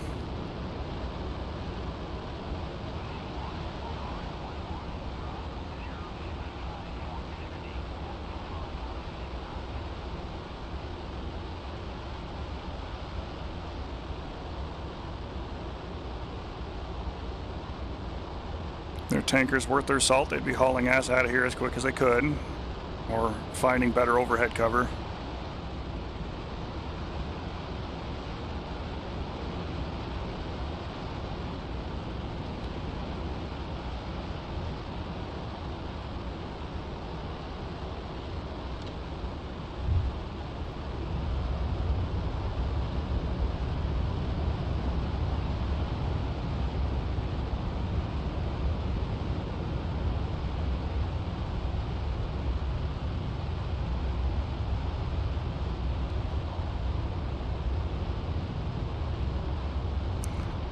At least just a little bit earlier.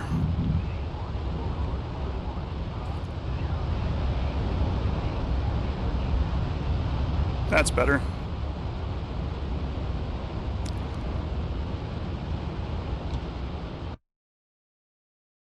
Let's see how that one did. It was better, but a little to one side, so we just blew up more things that have already been blown up.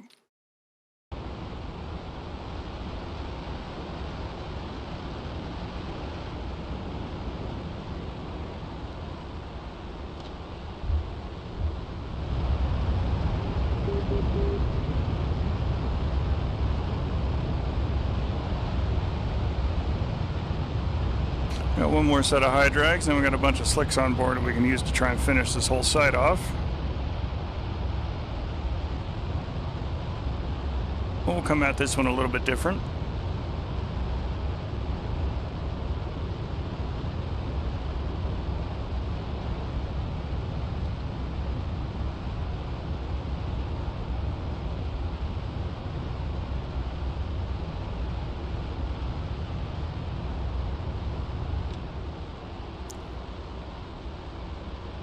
Or make fewer turns here as we come in on it.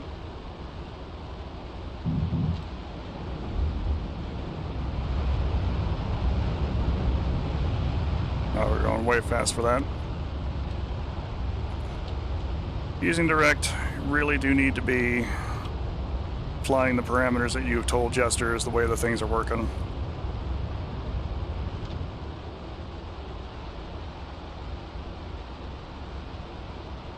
Roger that. DT, a lot less problematic, a lot more forgiving. Also need to make sure I'm doing Mark 82s. You got it.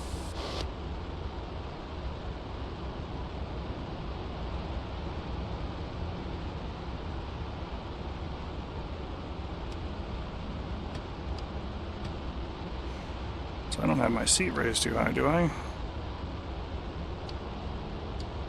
I did. Oh, that would do it too. That's my bad. A little bit of pep cack here.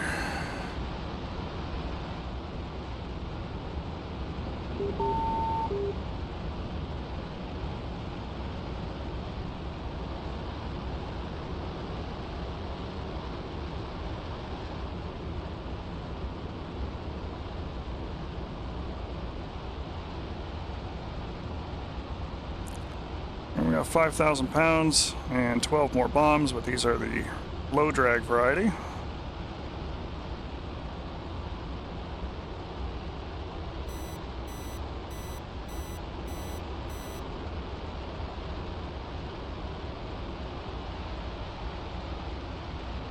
We use dive toss for those.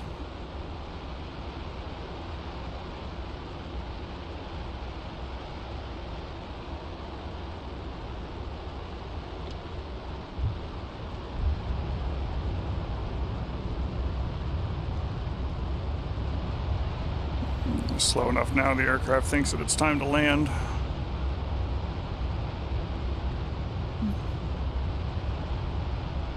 Fix that though.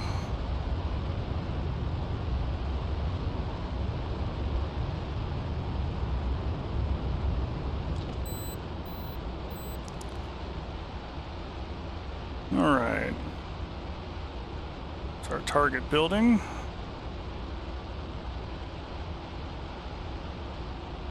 Okay, captured.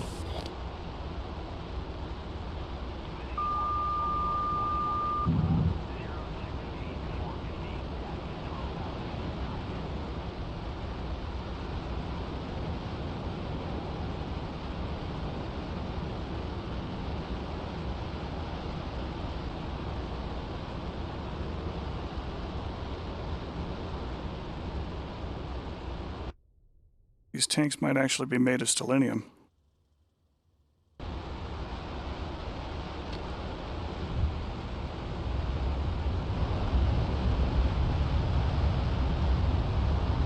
One of them's damaged.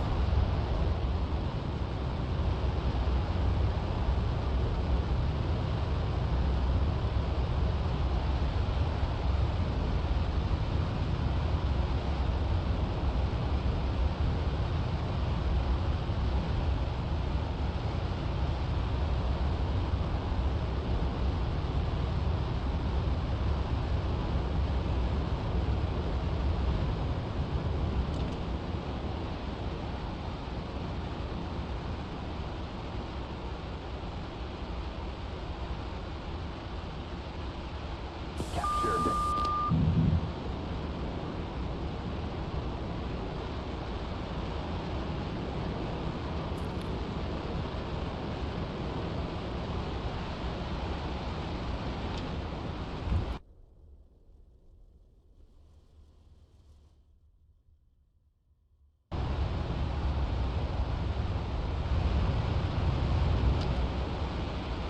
Alright, we'll move on from the armor from now.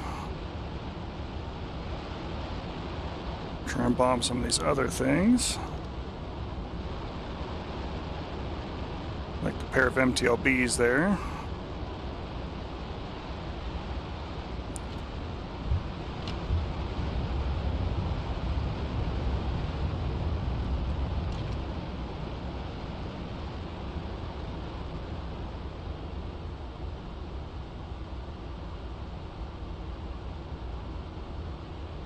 And captured.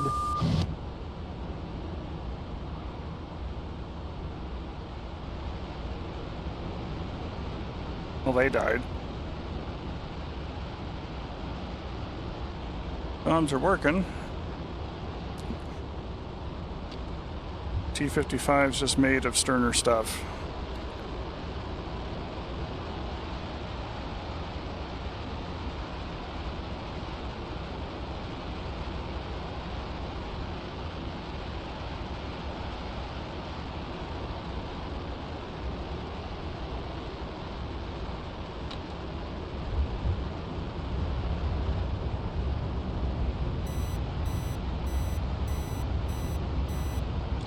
£3,500. Thankfully, we don't need a whole lot to get back to Creech. Captured.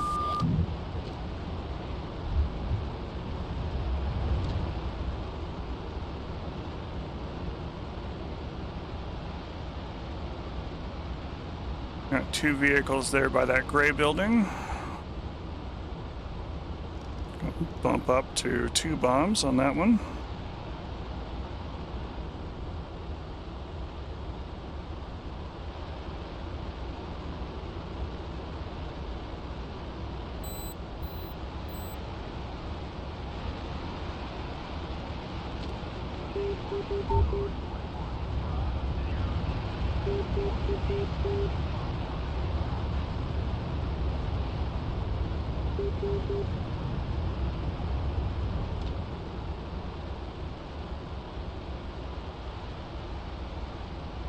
Captured.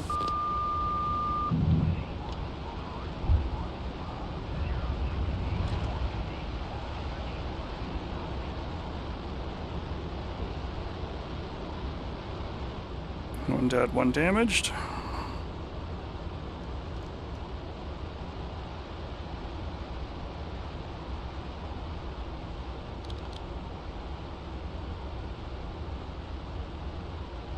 Check hydro gauges. Oh, we seem to be low on utility pressure now.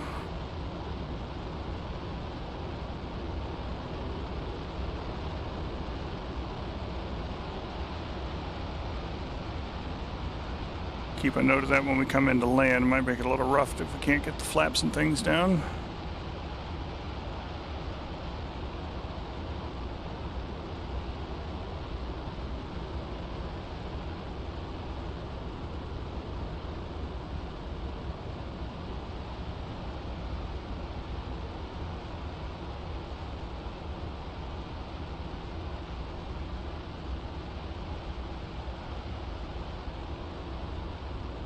And captured.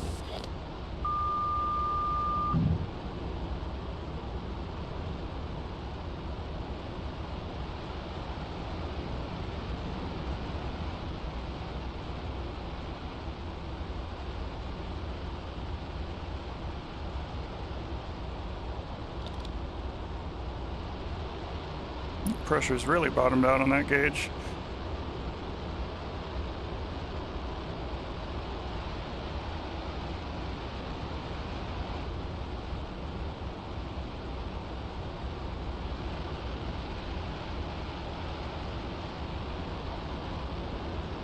BMP in that lower building, bottom right hand corner.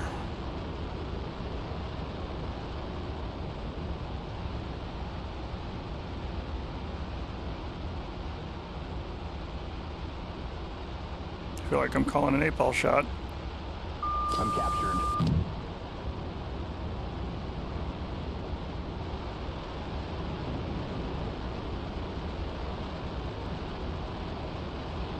We do have that T-shaped building structure there. That's, despite looking like it's got about as many pixels as everything else that's here, is a target more than just another building.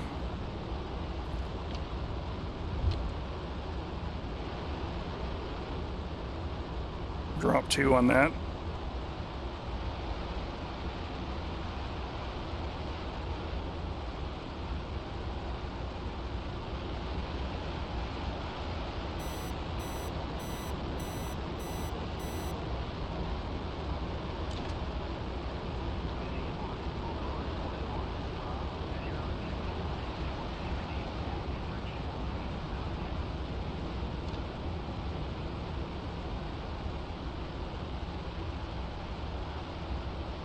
And captured. And that's it for our bombs.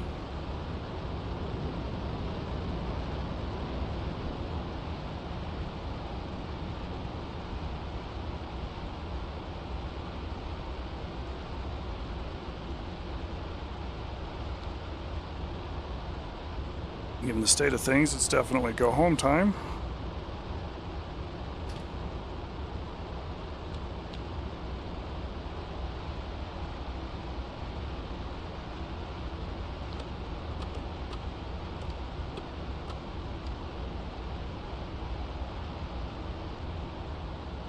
Be a little floaty getting home, but we should be all right.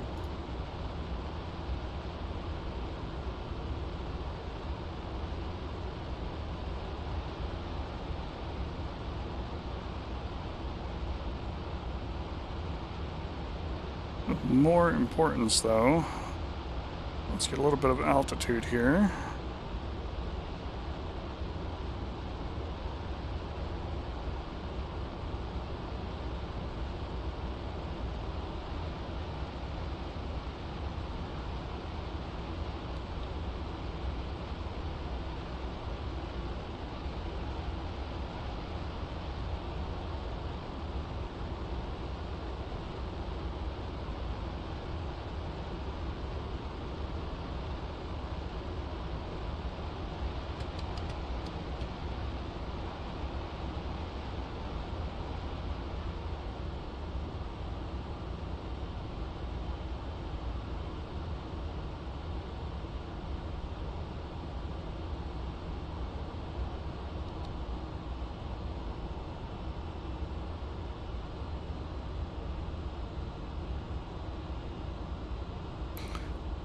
do a little self-check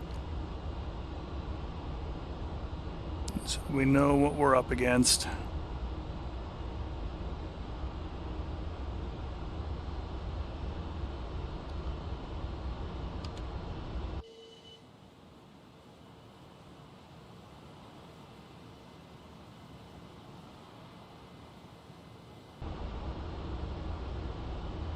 Flaps come down mostly smooth.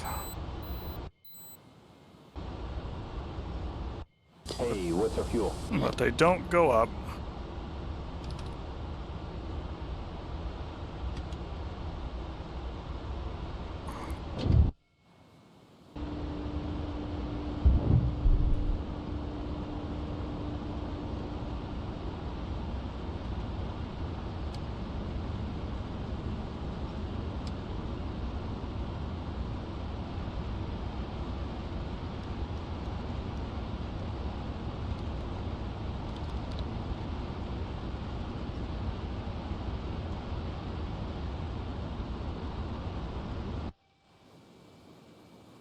Three down and locked, flaps are down. And the hydro is back up to pressure.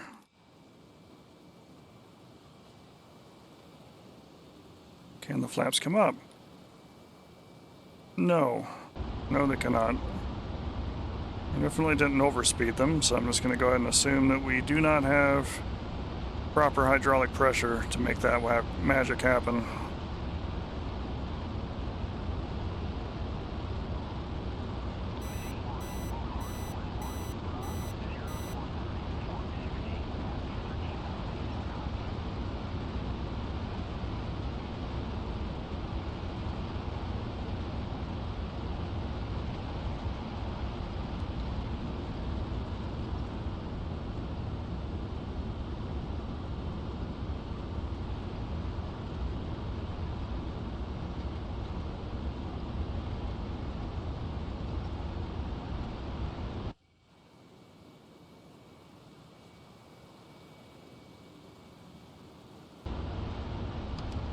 And they're only going up about 2 ticks.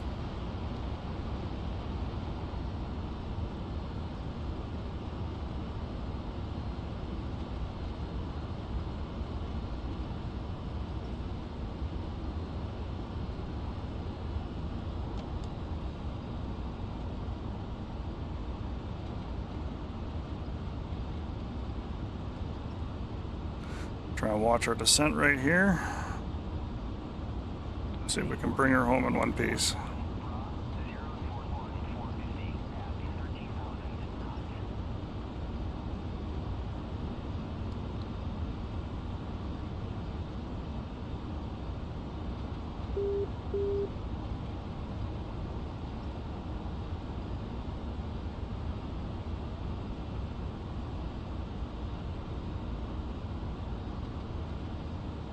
Yep.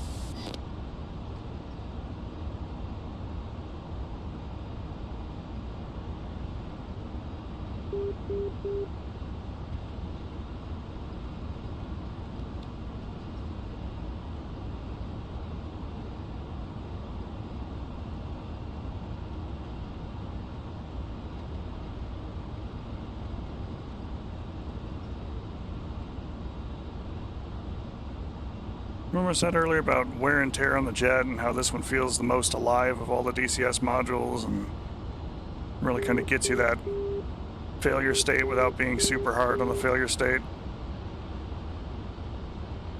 This is the interesting stuff right here. All right, gear, flaps, pressure, warning lights, and annex skid. Having to fly to accommodate those things. I'm coming in kind of shallow, but that's not the worst thing here.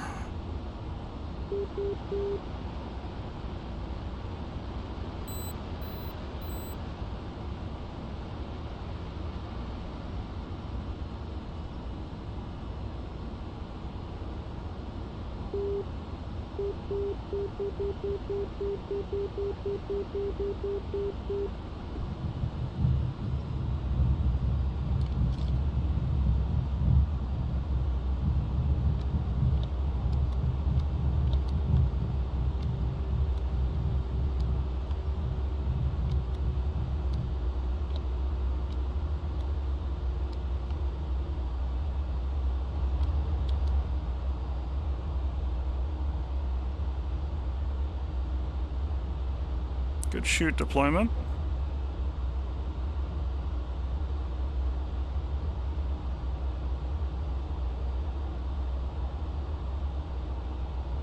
Brakes might be a little iffy with the hydraulic pressure being potentially not so good.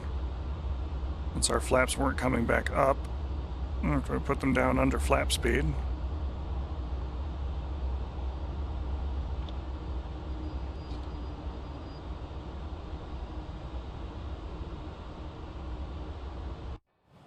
Are they going to come up now?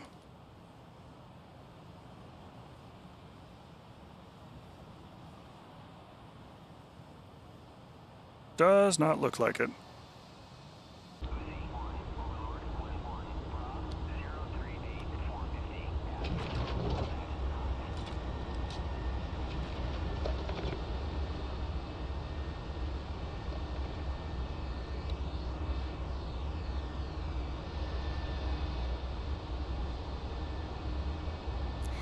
Well, we'll spend some time with the crew chief, but that does kind of put us in a good spot here for today's stream. Go ahead and we'll park it, and we will take a brief moment, go through the TAC view, talk about the things that we did today,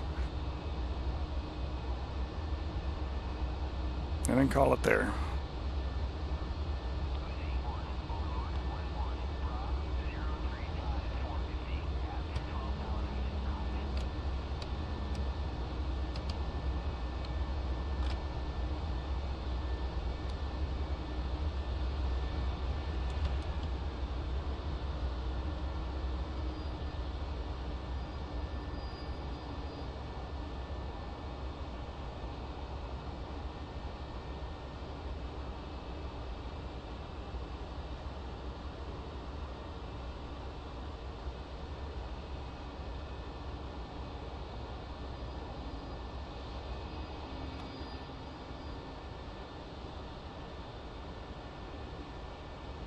Oops. Already done. That's not what I wanted to do. Roger. I know I clicked on it, so it looks like that's what I wanted to do, but no. Will chocks are in. Roger.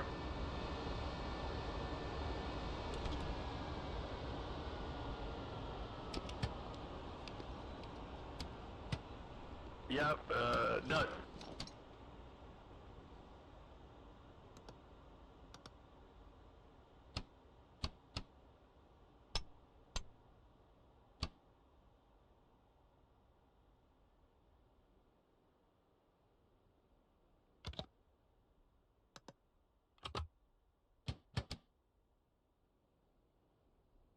Okay, now that all that's done, let's go ahead and hop on out of here. Fire up the TAC view.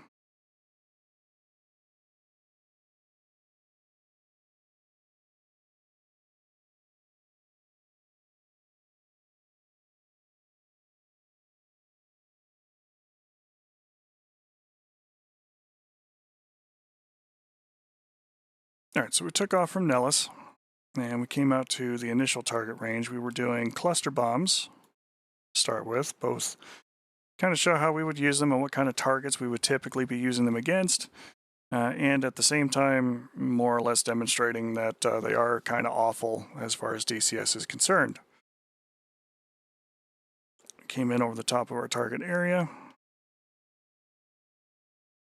Let go of the CBU 58s. Get rid of labels here for a second.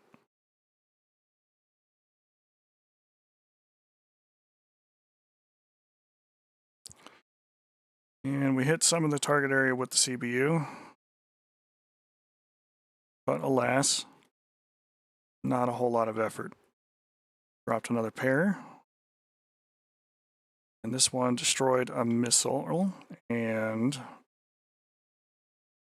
one of the radars. I think it actually got the fan song. For all purposes, that site's dead. But with the cluster bombs going off around here, there should have been a lot more components that have been destroyed by the various bomblets coming in to do their magic. This one should be Mark 20s, which are the Rockeye 2s. See, about 1.2 seconds after release, they are throwing bomblets.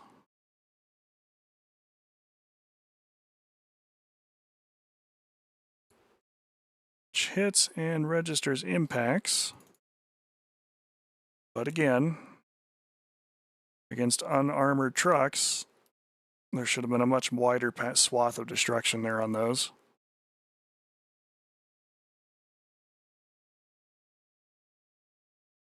It registers a hit on our aircraft only because that's where it pops, and that's how TACView kind of records that information. These, the pattern starts here and it ends out here. So this entire middle section really should have been decimated, and for the most part, it kind of is. But again, we only killed 3 trucks and damaged 3 others. Really kind of garbage. Employment is okay, but the weapons themselves are kind of garbage, and that has everything to do with the fact about how poorly DCS models everything on the ground. Like you can't conduct like a vehicle kill or a disabling shot on pieces of equipment. You know, it's all hit points and armor values. This was our Shrike attack against the SA-3. Recurrent Shrikes on board 2 in our first pass.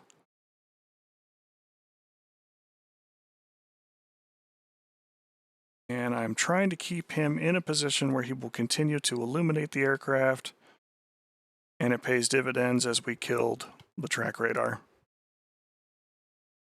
And the search, actually. We got them both.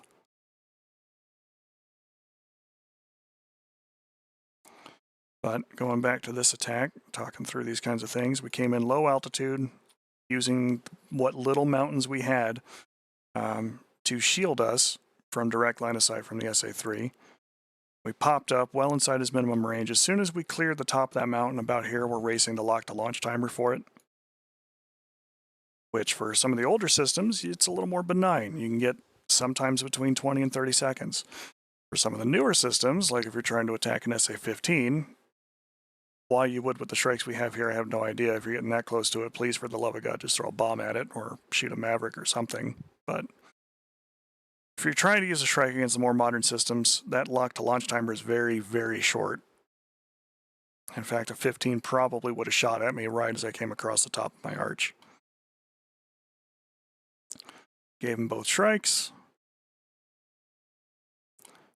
Kept the radar illuminating because the Shrike can only see if the radar is actually looking at us. Like it relies on the signal from the target. In fact, let me back up just a little bit here, because you'll notice that the Shrike will be doing something that a lot of weapons don't tend to do in DCS. It's spinning.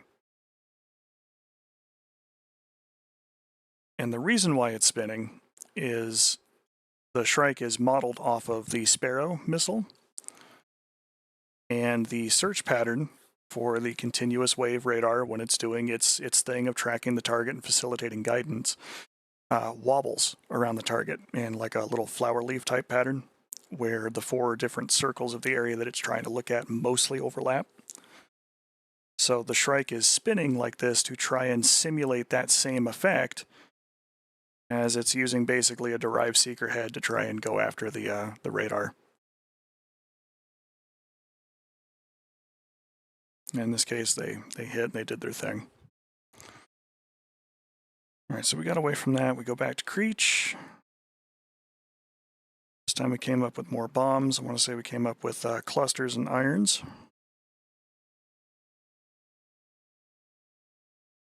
Slicks specifically, and Mavericks. Fired a pair of Mavericks there at the Shokas. We were taking fire back from the KS-19 batteries in particular. Thump thump, Shoka's dead. Came in to attack the Sparka battery. Those bombs went a little bit long, but we killed a T-55 for our trouble, so there's that. That said, we did follow up and destroy the Sparkas. And then dropped a single bomb. I took care of the entire KS-19 battery and the fire can radar associated with it.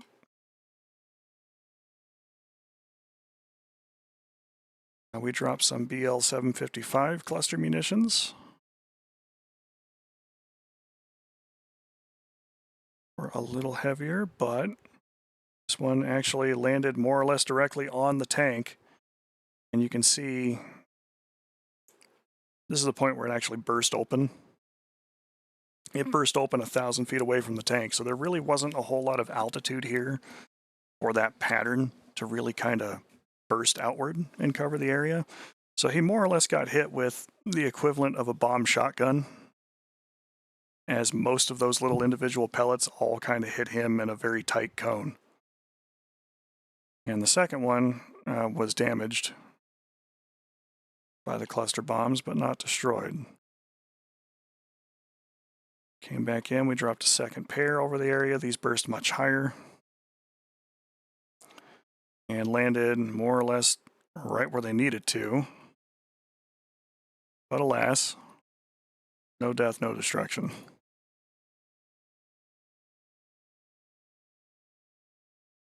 Came back and we landed.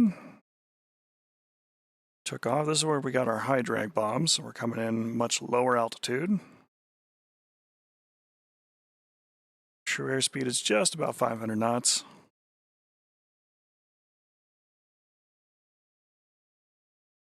In fact, at the point of release, true airspeed 499.6 knots. We are right on the money for that 500 knots we were trying to look for. We were, however, a little higher. We got 130 feet, well, no, about 90 feet or so higher than what we were aiming for. To reduce the altitude down there. And they went about that same distance long.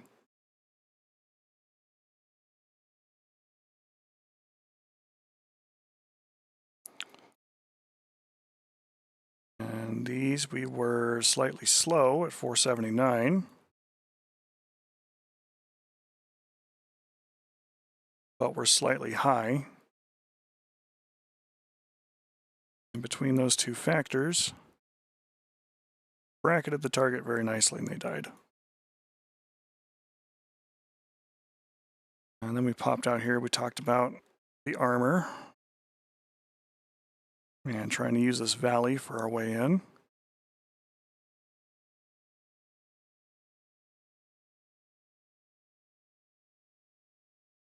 And at the moment of release, we were about 15 knots fast, true airspeed.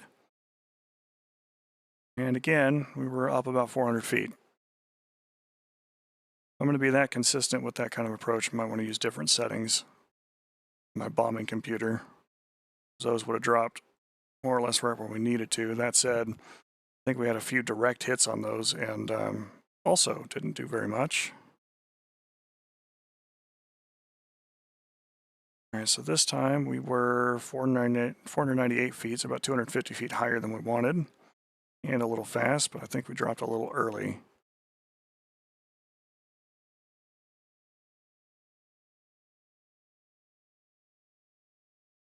Bomb went off 127 feet away from that tank. Crew on the inside of that would have been sufficiently rattled, I think.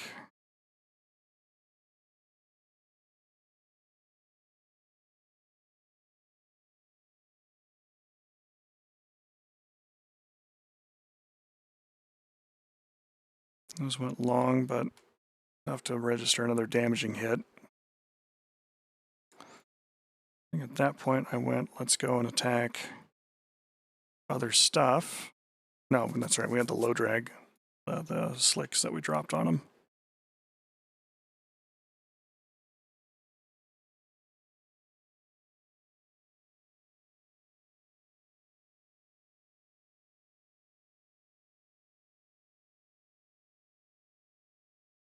"68 feet away, this bomb.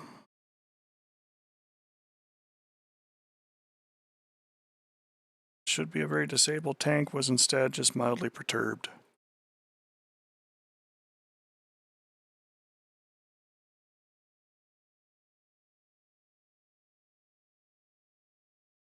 Came back around, started offing some of these other things. Dropping singles on them.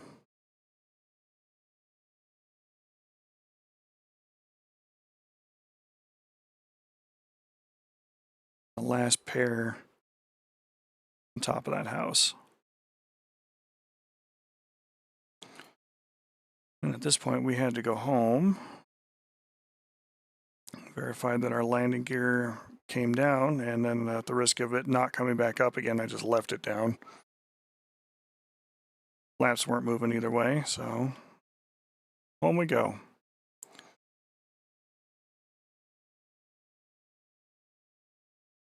Big takeaways with this is especially dropping things like iron bombs, you're really looking at quantity as a quality all its own.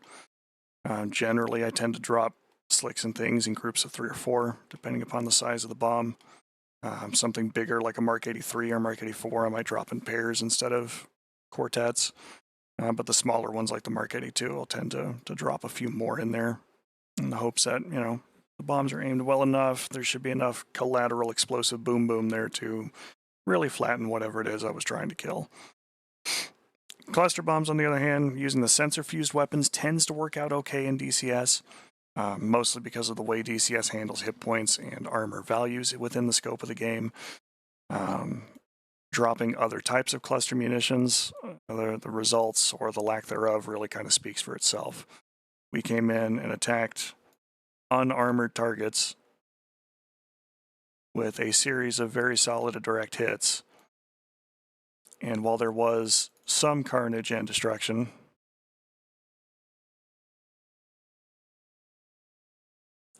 it's hard to tell here, but this is the center point of the explosive burst, and we do get a kill all the way out here.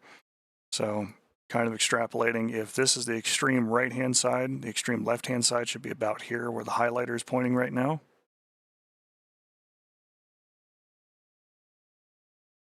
And if we roll that all the way through, there's really not a whole lot of reason why this truck isn't dead, this one isn't dead, this one isn't dead, that one's not dead, that one's not dead. And based on where this ends up, why that isn't dead, and maybe even that isn't dead.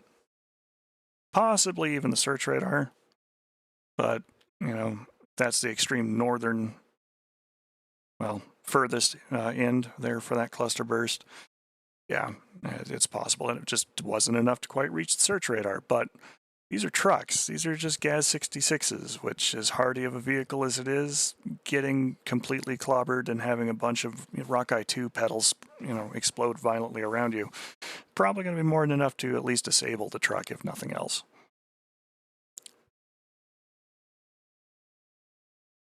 And then when we follow up on it, dropping another pair of the exact same kind of bomb, more or less over the center point. Again, we start seeing explosions, but there's no reason why all of these trucks weren't killed by this burst. If I was dropping regular iron bombs, they would be. They'd all be dead. But such as it is. So with that, folks, just take a couple of minutes here to thank a couple of little things there. First, TacView. Free program, but you can spend a little bit of money on it to get a slightly more advanced version that allows for more features. Also helps the guy who's putting TacView together really keep it up to date and doing all the magic. TacView integrates itself extremely well with DCS, also works with Falcon BMS if that's more your jam, and IL-2 Battle of Stalingrad / Battle of X will work with all of those different things, and what it does basically is take telemetry data that it's already gathered up from the game and compiles it into a 3D environment where you can kind of look at everything and go, oh, that's what got me. You know, plus sides, you can really kind of use it to assess your own flights, see what you did well, see what you didn't. Also helps you identify when something happens. Downsides, you can't really use the excuse of the game just killed me when you can clearly see in there that, you know, some helpful handy person, either in an Anton or Dora or perhaps in a MiG-21 or 19 or something, slides in behind your 6 and either rattles you with 30mm autocannon fire or just puts you down with an AIM-9B. So really kind of shows all those things off as well. Free program, but very powerful, very potent. It does rely on the actual server to allow the export of such things, and on PvP servers, typically, if it's allowed at all, it has at least a 10-minute delay associated with it too, just to prevent people from pulling open the file, looking at it in flight, and using it kind of like their own AWACS. Very good program otherwise, though. With that, we'll go ahead and conclude the teaching portions of things for today.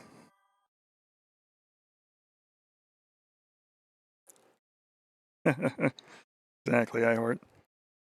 So let's go ahead and round things out as we usually do. I appreciate all the likes, all the follows, all the subscribes. Those things really do keep the channel moving, flowing, and going. The schedule week to week is up there on display right now. Today was Saturday, where I did Pilum Teaches DCS, where I get into DCS, grab an aircraft, talk about weapons, armaments, equipment, all that fine stuff, and kind of show how some of these things work and can go through. I know there's a lot of other places out there that will show you those kinds of things on YouTube as well, but if you've got questions live, Saturday's the day to come in and ask them, and I'll be more than happy to sit down and either talk through things, grab up different weapons than I've planned for a schedule, and really kind of show how those things work and operate.